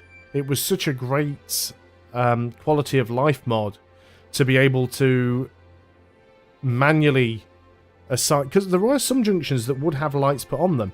Because I remember that people used to try and design roundabouts and junctions, and if you built them in a specific order, you could sort of force it to put lights in, or force it not to put lights in, because I remember that one of the biggest problems was trying to build a roundabout that you could use as a... Oh, that is a big fire. You could try and build a roundabout to use as a highway junction. And a lot of the problem... What is happening with that fire engine? It looks like it's in the air. Okay, he gained some serious air, didn't he, when he went up that slope? Interesting. Fair enough. Let's call it a bug. Again, remember, this is a pre-release press copy, so... Yep, that seems perfectly normal. This is a pre-release press copy, so, you know, there might be another patch or update or whatever before the actual thing gets released, because that was a little bit weird. But, yeah, people used to try and build roundabouts to deal with motorway traffic. But if you built it in a certain way and used a certain type of roads, you could avoid it having traffic lights on, because traffic lights just slow the whole thing down.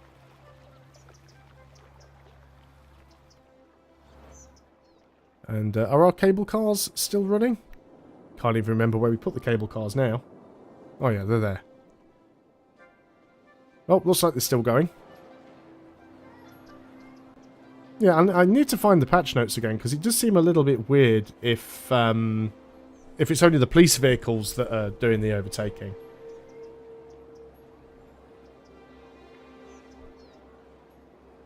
How well does giveaway signs work with roundabouts? Currently, roundabouts can grind to a halt because traffic on the roundabout don't have priority. I haven't tested it with a roundabout, but I have noticed a couple of issues where traffic at stop signs do still seem to just pile through the middle of each other. I haven't really got anywhere that I could sort of... Well, we could try and cram a roundabout in somewhere, I suppose.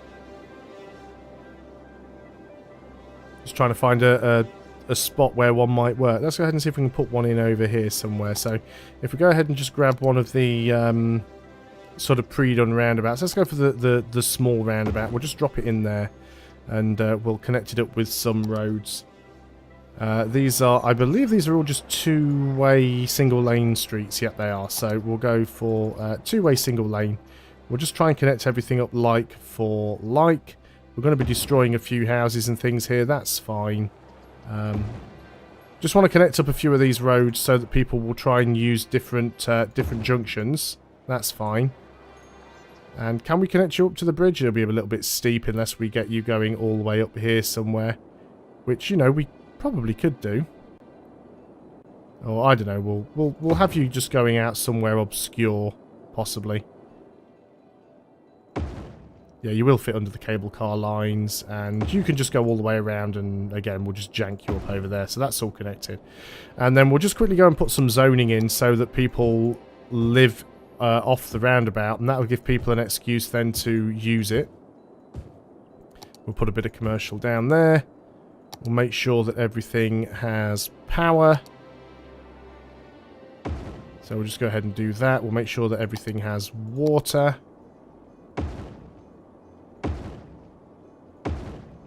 And then we'll just basically try and get some people to use the roundabout. Okay, so we should start getting some things built here now. So these roundabouts, by default, I've got no stop signs or anything. Well, they've got nothing turned on. So I guess the option is you can either have traffic... You can either have traffic on the roundabout give way to traffic joining, or the other way around. So if we were going with the standard British roundabout, that would be traffic on... I mean, it's not... The thing is, though, it's not really a give way sign. That's the issue. A give way sign basically means you stop until everyone else that has priorities gone through. Whereas I believe the stop sign is you have to stop regardless of whether or not there's anything coming. And then once you've stopped, you just then go as soon as you can, as soon as you get a gap. You're not really giving way to anybody. But this should be how it should work. So let's just speed the simulation up so we get some more buildings built around the area. Then hopefully we'll start getting some more traffic.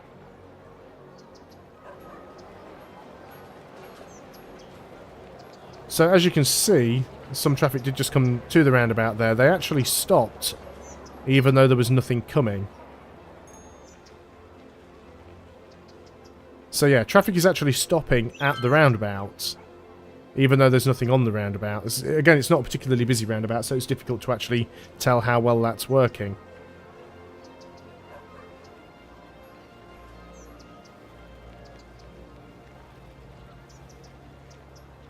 I guess it's one of those things that will have to be tried in, you know, sort of a live working city that has a decent amount of traffic. But again, it's not like this is something you're going to have to buy the DLC for. I'm fairly confident that this is actually going to be part of the free patch.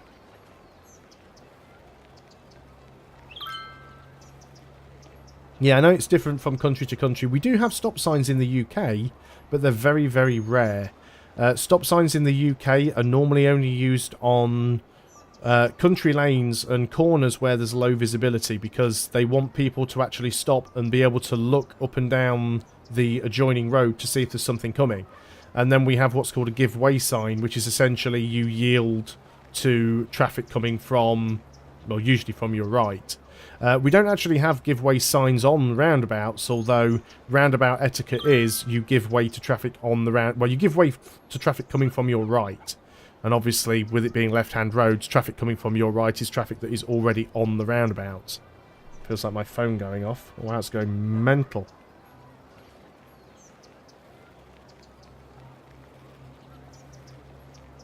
Come on, why don't you recognise my thumbprint, stupid thing?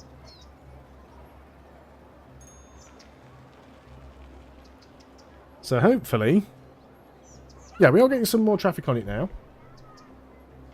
Make the roundabout a priority, and the no sign means yield. See, I mean, the thing is that we could just go ahead and turn all of the stop signs off, and it'll probably work just as well.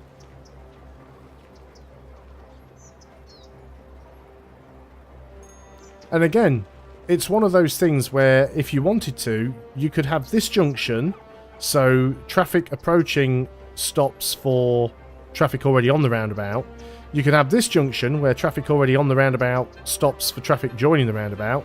You could have this junction set to traffic lights, and this one nothing at all. So you can, you know, customize each and every individual junction. The only thing you can't do with the traffic lights, unfortunately, and it would probably be a little bit much to ask that. The only thing you can't do with the traffic lights is prioritize timing. So you can't say, for example, right, well, spend 70% of the time on green for this traffic, and then the other 30% on green for this traffic. So, you know, you can't set up filters for individual lanes and things like that. I mean, you look at some traffic lights that you get in real-world situations, they're really, really complex. And to be able to model all of that in a game like this, I think would be a little bit too much.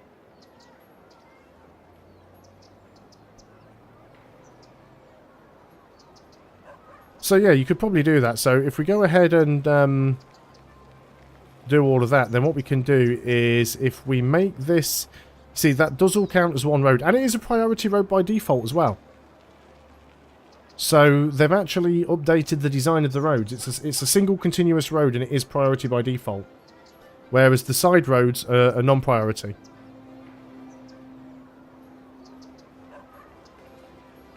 So didn't even have to mess around with that. They've set it to priority by default.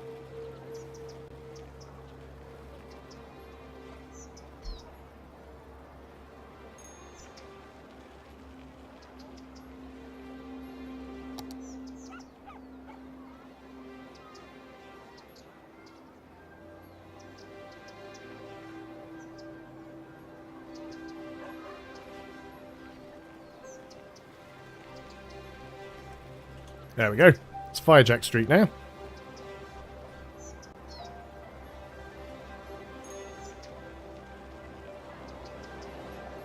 Love how it's even got like little... Is that a manhole cover in it as well? That's quite cool. Bit of a stupid place to put one right in the middle of a busy roundabout, but fine, whatever. But it still certainly seems to be flowing quite well. So... if they have gone and made the, if they've gone and made it a priority by default, let's turn the stop signs off. And see how it handles traffic that way. It'd be nice if we could get enough traffic on it to actually see some form of gridlock. I mean, unfortunately, I don't have a very big city because I'm not really playing... Not sort of playing to win, as it were. Get rid of that. Don't need that showing.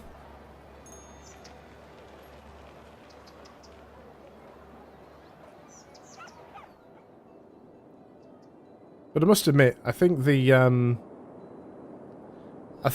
junctions feature is probably one of the best ones that they've added.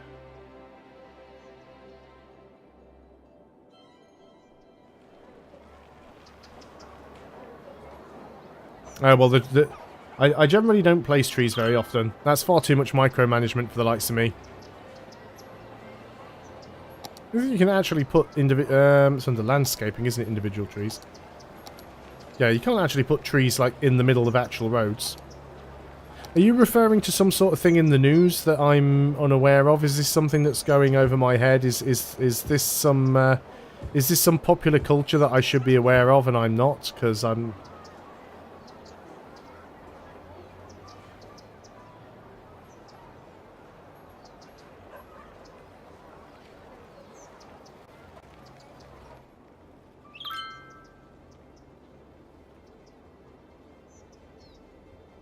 Stick it in the highway. It wouldn't give me the option. Everything was just red. So space is already occupied. If I click, nothing happens. Won't let me place it down.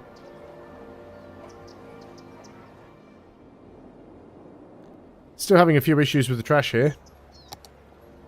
So let's just go and stick an incinerator there. Right next to the roundabout. Again, that'll cause some more congestion. Oh, PlanetSide, yeah. Well, those were the days. Been a long time since we've... well, not yourself. I know you still play it fairly regularly. Been a long time since I've really played PlanetSide seriously. Which is strange, because there was one time... It was the only thing I used to play all day, every day. It's why I managed to get to rank 83 on the server. It wasn't because I was very good. It was just because I had so much playtime. I think it's... If you look at every single game I've ever played in my entire life, it's the second most playtime I have in a game. Behind World of Warcraft. But yeah, I don't know what happened. It just kind of... I think they made too many changes to it, and that applies to World of Warcraft and PlanetSide too, and I just didn't really enjoy it anymore. As you know yourself, there's been fewer and fewer people sort of turning out for events and stuff like that, so... I don't know, maybe the whole thing needs a little bit of a shake-up. Maybe it didn't end up being the game that it should have been, and maybe it's a little bit too late now to... get any of that back. I mean, let's be honest, the development has had lots of bumps along the way, and it feels like development has also slowed to a crawl. Lots of things that were promised within the first year still haven't arrived.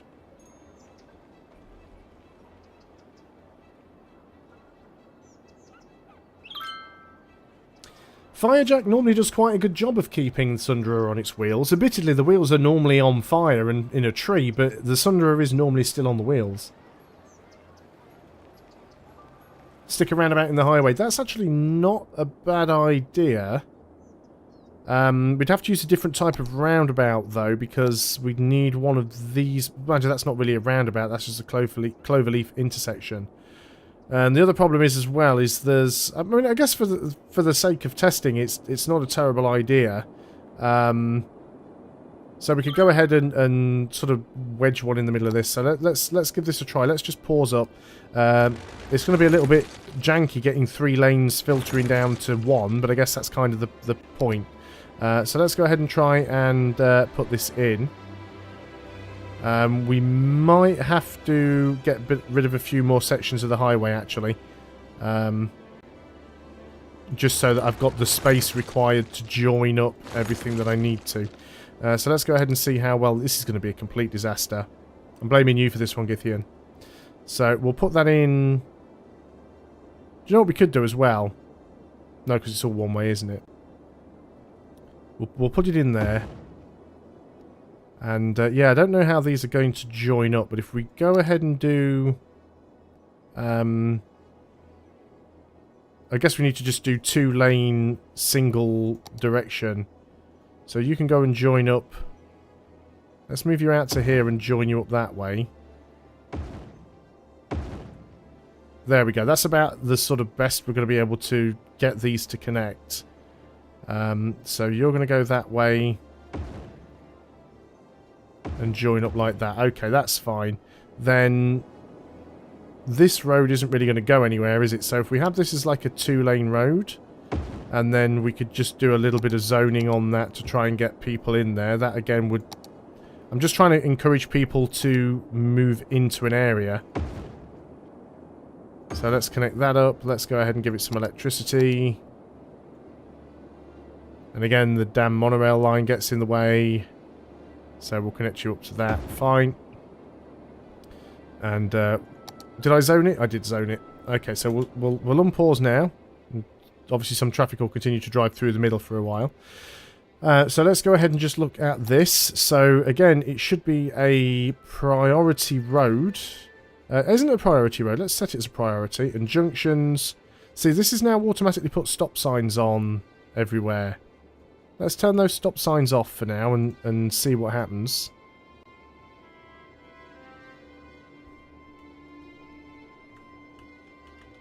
Just so we remember who to blame.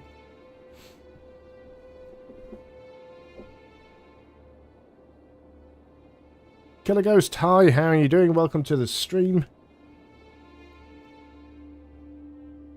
See, now the problem with this is it is still flowing pretty smoothly, but what you've got to remember is that the traffic isn't trying to cross itself here because it's a highway. That's the issue that we've got here, is that the traffic coming on here is just going off there. The traffic coming on here is just going off there. So that doesn't help all that much. What we could try and do is to jank things up even more by putting in a road that leads over there, maybe.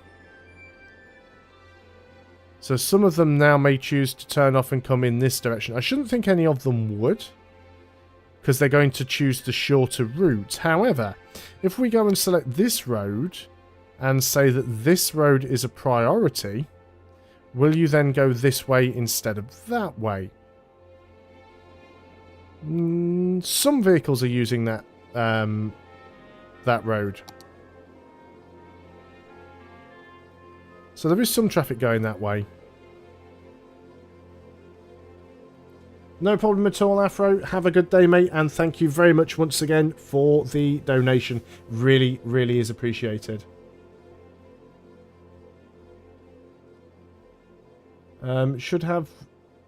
Should have the one-ways connected straight to the roundabout. Yes. Let's go and give that a try then. So, let's go ahead and get rid of these. Let's get rid of these. And that. And those. And then we want the 2-lane one-way streets. So, you connect to that. You connect to that. You're incoming. You are outgoing. So again, it's just going to take a minute or two for the traffic that's already on there to sort itself out. That is all one road, as expected. It should be a priority road. Again, it's still pretty much the same issue. I mean, the traffic's not really crossing each other's path.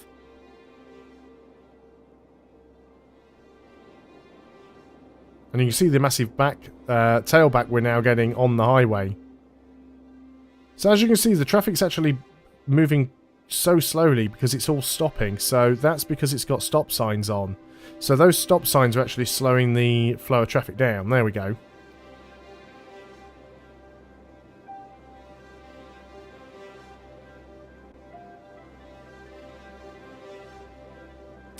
That, Carsten, I was actually thinking of doing. It's very cruel, but you are right. It's the best way of doing it. So, if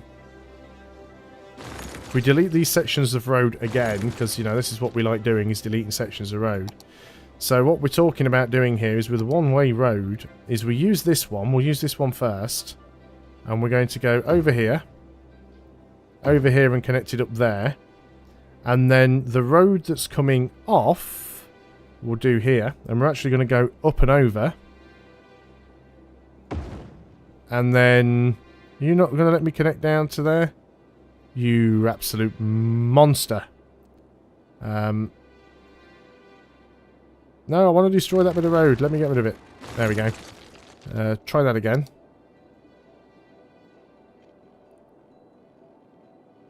You're really going to make me go all the way up just to go around that, aren't you?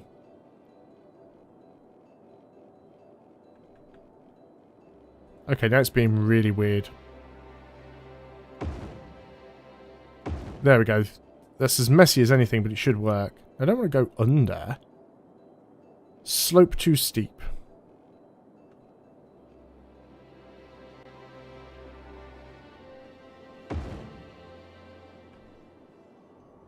Slope too steep. Come on, game. Give me a break here. Right. Let's destroy more of the highway. Okay. 2-lane road. From there to there. That's fine. And then this one can go down to there. Okay, so this will sort that out. This is hellish. So let's go and do this on the opposite side as well. So 2-lane road. This one can go and connect up to here like that, and then the outgoing lane is going to come up here, going to cross over the road there, and then go down and connect up to that. There we go. Now we'll unpause. We'll just have a quick look and make sure that we've got no stop signs on. Make sure that this is still set to a priority road.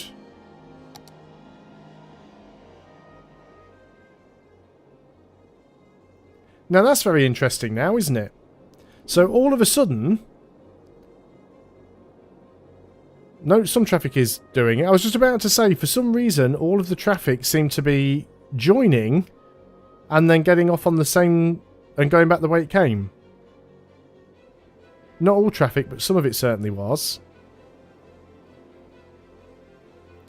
So we've got no traffic lights on any of this. And obviously there's bound to be a lot of gridlock because we are filtering 3 lanes down into 2 lanes. Let's just speed things up. It's a hellish mess.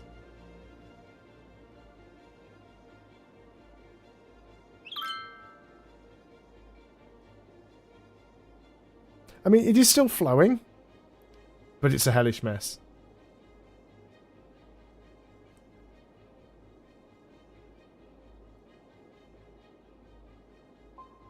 It's also not helping, of course, that cars decide to park on here as well. And why are they parking there? Where are they going? It's ridiculous.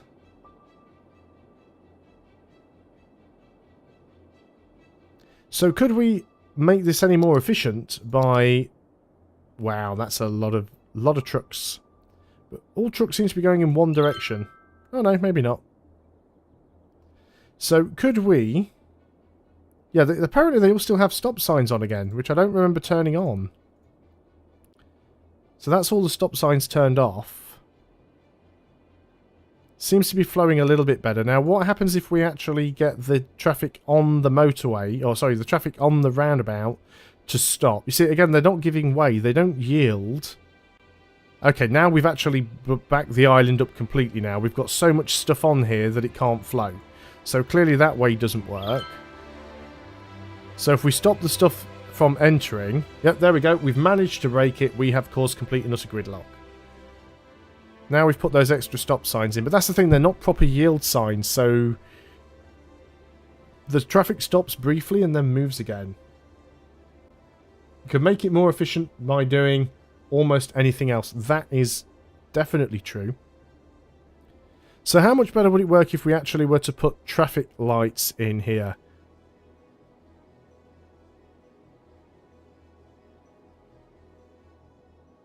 Again, looks like we're going to have the same issue because the traffic lights would stop so much traffic that we'd actually end up getting sort of tailbacks on the roundabout itself.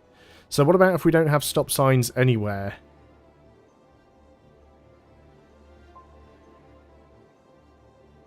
Yeah, I mean, to be fair, this is messy, but remember what we had to do to make this messy.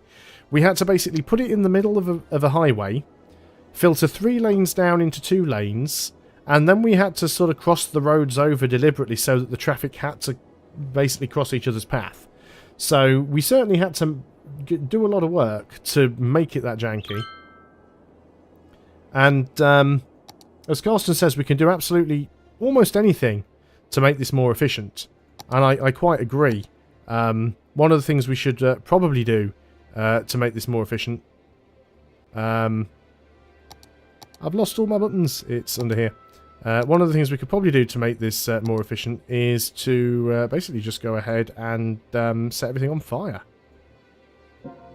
The Forest Service has stated that there is a risk of an imminent forest fire in the area. There we go. Residents are advised to avoid forested areas. We have increased the efficiency of the roundabout by 28%. Leave campsites and tree houses immediately.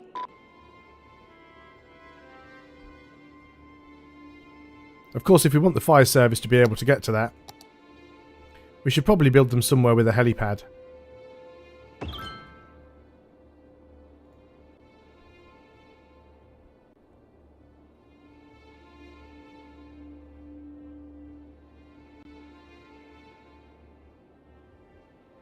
Oh yeah, the stop signs definitely work, but it would be nice to see a give way mechanic instead of just a stop mechanic. But there again, if you were to use a give way mechanic on a particularly busy section of road, you might have one section of road that never gets to move because they're always giving way to somebody else. But again, you'd alleviate that problem by getting rid of the give way sign and putting traffic lights in instead.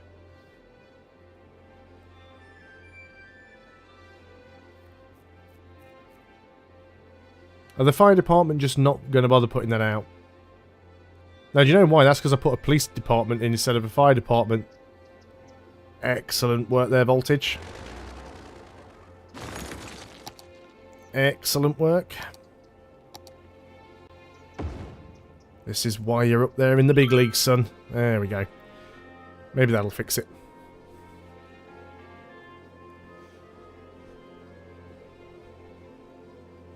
But yeah, I mean, the tailback's not actually... okay, that tailback's pretty crappy. You can see, again, the game still has that issue where certain vehicles get culled if the tailback is too long. So there are certain vehicles that are just randomly disappearing. Here's the helicopters from the fire department. Now, they've got to fly out to water to go and load up. So they'll get some... By the time they get over here, of course, all of these trees are going to be out. But, you know, that's fine. We can always go ahead and put a load more trees in here. Will these actually catch fire, or do they already start off as burned?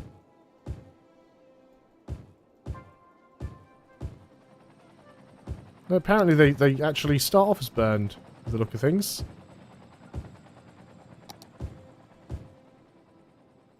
Oh, that's a shame. Oh no, they're not all completely burned. We should go ahead and do that again. Boop. The Forest Service has stated that there is a risk of an imminent forest fire in the area. Residents are advised to avoid forested areas. A forest fire is raging in the area. Leave campsites and tree houses immediately. I mean, at least it gives you something nice to look at while you sat there at the, you know, waiting at the roundabout. This massive raging fire that essentially peels the paint off the side of your car as you drive around it. And there we go, there's the helicopters coming in to put the fire out. The helicopters which are pretty much colliding with one another constantly and should be just adding to the wreckage down here.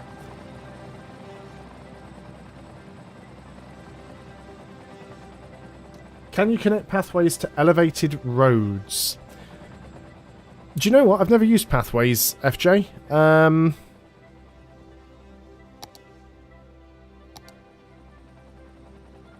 Let's just go for a normal pavement path, so...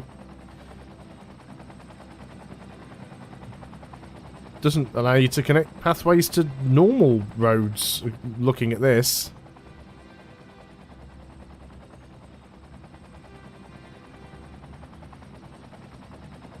Let alone elevated roads.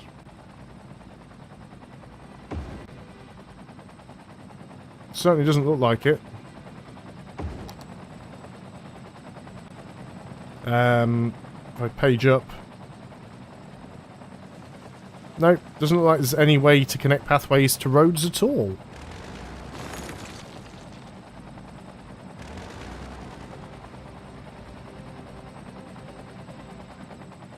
Well, the fire's mainly out.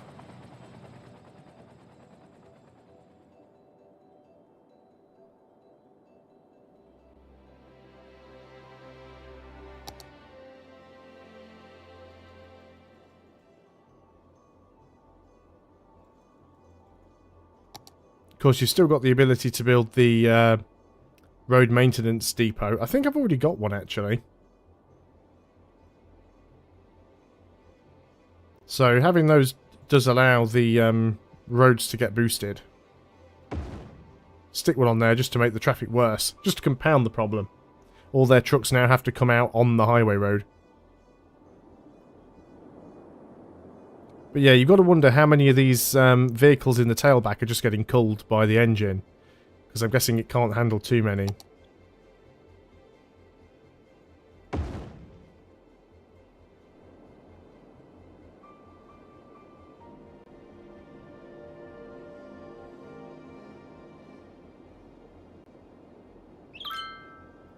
But, I mean, I guess that is a good demonstration that the roundabout is kind of working. I mean, normally in this game you spend a lot of time, energy and effort trying to optimize your roadways so the traffic flows smoothly. We had to do the opposite in this. We had to spend time and effort de-optimizing it.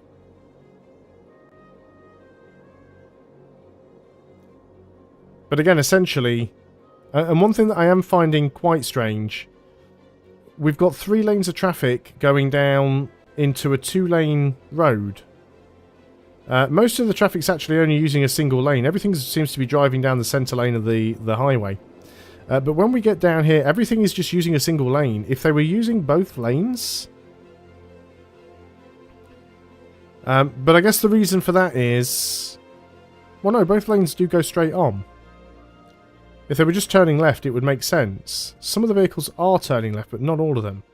So if they were using both lanes, instead of just using a single... And again, this is an issue that the game's had for a while. The traffic not using all the lanes. There was a police car just squeezing through the middle of traffic and overtaking everything. So it does work. That is still a thing. Let me just have a quick look. Trying to click off of that. Stop it. Oh, apparently I've got to pause the game because if I move the mouse onto my other window, it goes and does that one because it's stupid. Just want to open up one of my browsers because I want to check something. I've already got my browser open there. And let me go and have a look for the Mass Transit DLC. I want to try and find out which things have been added and which things haven't. So let's have a look at this over here. So this is the sort of the list of features that has been added in. There was a proper list. So, yeah, Rock City is a new radio station that's being added. So several new systems, ferries, monorails, cable cars and blimps, new transit service buildings, mass transit hubs, new scenarios, which I've never really used, new landmarks as well I haven't looked at, new road types. Urban planners now have more options to add unique style personality to their cities. Okay, fair enough. Transit options to your city to add a wealth. Yeah, rubbish. Become roads. Explore new challenge scenarios focused on solving traffic problems. And new hats for the chirper. That's not really all that useful to me, to be honest. It doesn't really give the information that I was looking for. Thank you very much for that. Let's have a look at something else. Ah, okay. So looking on Steam. And again, that doesn't really give the information either, so it's quite difficult to try and find that information about what exactly is added and what is not. Can we actually find it on Paradox's forum? Is it going to be on there?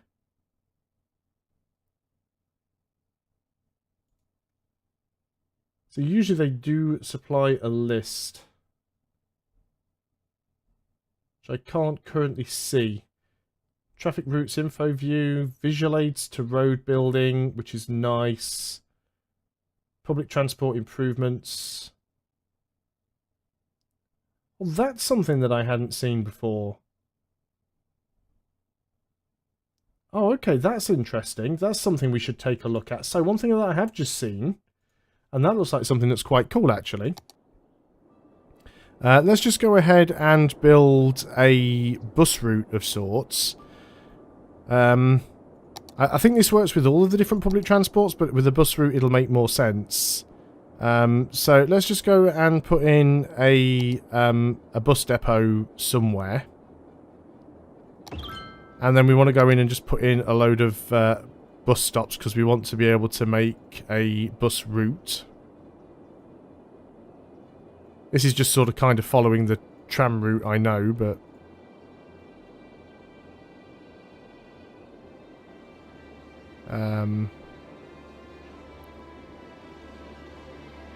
Is this area still cut off? Did I miss a road out here somewhere or something? And it's all still messed up?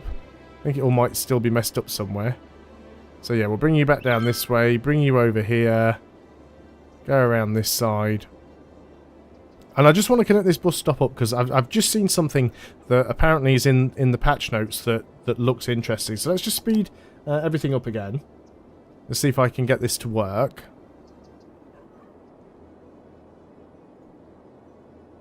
So apparently, we'll probably need to wait until it has actually sent out a bus and picked somebody up. There are 7 buses in use. There are our buses there. So apparently now we can look on line details, and this actually shows us the individual stops. Shows us where all of our vehicles are along the route. Shows us how many passengers are waiting at each individual stop. We can also say whether we want the line to run during the day or at night or day and night. So that's a lot more information than we used to get before. I completely missed that out. I hadn't seen that in the patch notes before. I just happened to notice that on Paradox's forum. So that's actually really good. You can actually see how busy your lines are. I quite like that. That's a good idea.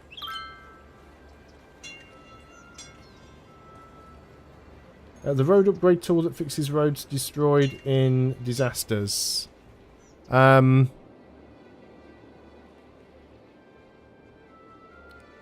a two-way... Yeah, the roads are just screwed here. That's the problem. But yeah, it's the upgrade tool. So 2-lane roads upgrade. So that should fix most of these. It was just that it got broken in the earthquake. So yeah, that's all getting fixed now.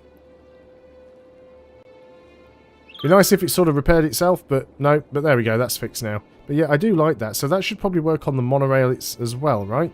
If we can see a monorail carriage, there we go. Line details. So we can see our monorail stops. We can see how many monorail cars we've got going around. So we've got 3 cars on the track that can carry 180 passengers each. And they've only got about 5 in each one. But again, we can choose whether it runs day or night. We can tell that it's mainly used by young adults. So young adults love the monorail. In that case, who on earth is using the cable cars? Right, cable cars doesn't actually give you a line. Which I suppose makes sense because you can't have individual lines. You just have to kind of follow where the cable car goes. What about our trams? Our trams get a lot of people. So we can look at our tram details here. You can see not many people waiting at a lot of the stops. The trams can carry quite a lot. Mostly seniors. So senior citizens love to use the tram. And young adults love to use the monorail. So that is a nice bit of extra detail there. I'm glad that I saw that. I'm not too sure whether that bit is part of the free update or whether it's part of the paid DLC. And until I actually find the list, it's difficult to know for certain. First of all, if I go into my options and go into gameplay, let's turn edge scrolling off, and then that means with edge scrolling turned off, woohoo, that now means that I can move onto my other screen without it doing weird stuff. Although the moment I click on something, the audio, oh no, the audio just keep going. Fantastic. So what I wanted to have a quick look at, if I can find it, is see if they've included me the patch notes with the DLC. Because if they have done, that'll make this easier. So let me just have a quick look. You are on my secondary drive, and if you're anywhere, you will be in Steam, Steam Apps, Common, City Skylines, Files. Not seeing any patch notes.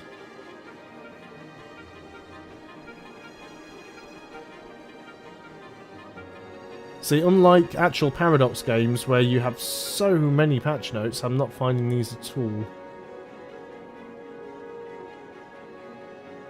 No, I'm unable to find them. Somebody might have them somewhere.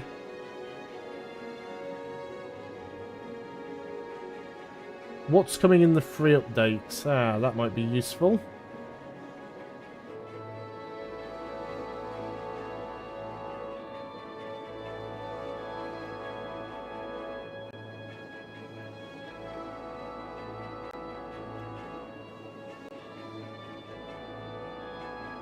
Again, it's just giving me a list of the stuff that's in it, but not actually telling me which is the free stuff and which is the stuff that is in the paid content, which is a little bit annoying. That is patch notes for Stellaris. That's not useful at all. So yeah, until Thursday comes and I actually get the proper patch notes, it's difficult to tell what is in the free patch and what's actually in the DLC. Because the way it works when I get one of these press copies from Paradox, is what they do is they give me a Steam key, which is the key for the DLC, but then they also give me a password which unlocks a special beta branch of the game within Steam. So I end up getting the DLC and the patch at the same time. So it's and you can't sort of unlock one without the other, they have to work together. So I don't know which bits have been added by the patch and which bits are part of the DLC. All of the information that I've looked around at online, it's been difficult to actually find out exactly what is what, so difficult to tell. How is Githian's roundabout doing? Is it still causing an absolute nightmare? It is. The trees have all grown back though, which is nice. But yeah, I mean, we did have to do a lot to make this into the complete and utter mess that it was. If we were to just go back in now and just get rid of all of the jank. So I'm going to have to destroy that building now. Well, no, it might still work. Let's go ahead and just get rid of all of this. If we go back in and put in our 2-lane, one-way roads, normal straight road tools. So connect you up there. You can come out over here and go past the front of this building, so you're still connected up. You're going to have to go around that a little bit, but that's fine. And then that can connect up to there, and this can connect up to there. And then we'll probably find now that the traffic starts running very smoothly again. Let's just go and make sure that this is a priority road. And it is. Are we running any stop signs on there? We are. We probably don't need to have these stop signs. We can have the stop sign on for the minor side street there. That's probably fine. But, you know, we are now running again relatively smoothly. Again, we are condensing 3 lanes down into 2. But the traffic does still seem to be filtering into a single lane. Which is the thing that I mean, here it makes sense because both of these lanes are turning left. Well, I guess so, because both of these lanes go onto the roundabout. And then only the left lane goes left. I'd like the option. Right, okay. Roundabout design. We've got 2 lanes coming on. We've got 2 lanes going off. What I should be able to do is make it so that this left lane is left only, and so that this lane is straight on or left. So I can actually have 2 lanes going left instead of 1. So we're currently getting 3 lanes filtering down into 1 lane. There are a few new road types, FJ, but I can't remember which ones were in originally. So you've got your 2-lane road, your 2-lane roads with grass and 2-lane roads with trees, 2-lane road with bicycle lanes, 2-lane roads with tram tracks, and then you've got all of the one direction variants. There is an asymmetrical 3-lane road. I don't remember seeing this one before. So you've got 2 lanes in one direction with a single lane contraflow. And then you've got your monorail tracks on a 2-lane road. And then on your 4-lane roads, you've got all of the usual stuff in there. With bicycle lanes as well, with bus and taxi lanes, with tram tracks. You've also got your 4-lane road with monorail. And then probably some of the more interesting ones, the 6-lane roads. 6-lane roads with decorative grass, trees, bicycle lanes, bus lanes. And then you've got the, again, the one-way variants. And then under the highways, we've got the normal highway ramp, the on and off ramp. We've got a 2-way highway. So it's basically a 2-lane highway, which is quite interesting. And then there's a 2-way highway with sound barriers. A 2-lane highway. So same direction but 2 lanes. And again with barriers. The normal 6-lane stuff. And then, well, 3-lane stuff, I guess. And then we've got 4-lane highway as well. So those are the different types of road that are in the game at the moment. You've played this a lot more than I have, so you've probably got a much better idea of which of those road types are actually new and which ones were pre-existing. They have also added some new canal types as well. So you've got your shallow, medium and deep canal, but they've also, I believe, added the wide, shallow, wide, medium and wide, deep canal. The main reason for that is they've added ferries into the game, and oh, we've got a fire going on over here, look at that. That's going to cause some problems. The fire service is trying to put that out. But yes, we've got ferries now, and the ferries can actually use canals. Unfortunately, the canals are really difficult to work because you can only... most of the maps aren't flat, and if you build the canal on a hillside, there's no way to build locks, so they tend to just flood at the lower end. Make the 2-lane one-way leading off the roundabout a 1-lane highway ramp. Should use both lanes in the roundabout. Yes, that again is another little hack. So you just make it into a into an off-ramp as opposed to a normal section of road. Like I said, though, I'm not terribly concerned about this. This is not a game that I was intending to carry on. This is literally just a game that I threw some stuff together so we could test out some of the new stuff that had been added. Looks like that bit of road is still out there, actually. Again, not that it makes a lot of difference because I'm not terribly concerned by it. But let's go ahead and just fix it anyway. And I've got to go back and turn my edge scrolling back on now because I'm so used to using the edge scrolling that now that I've turned it off, I'm feeling a little bit lost without it. But yeah, it was a little bit annoying when I was trying to mouse over onto the other screen.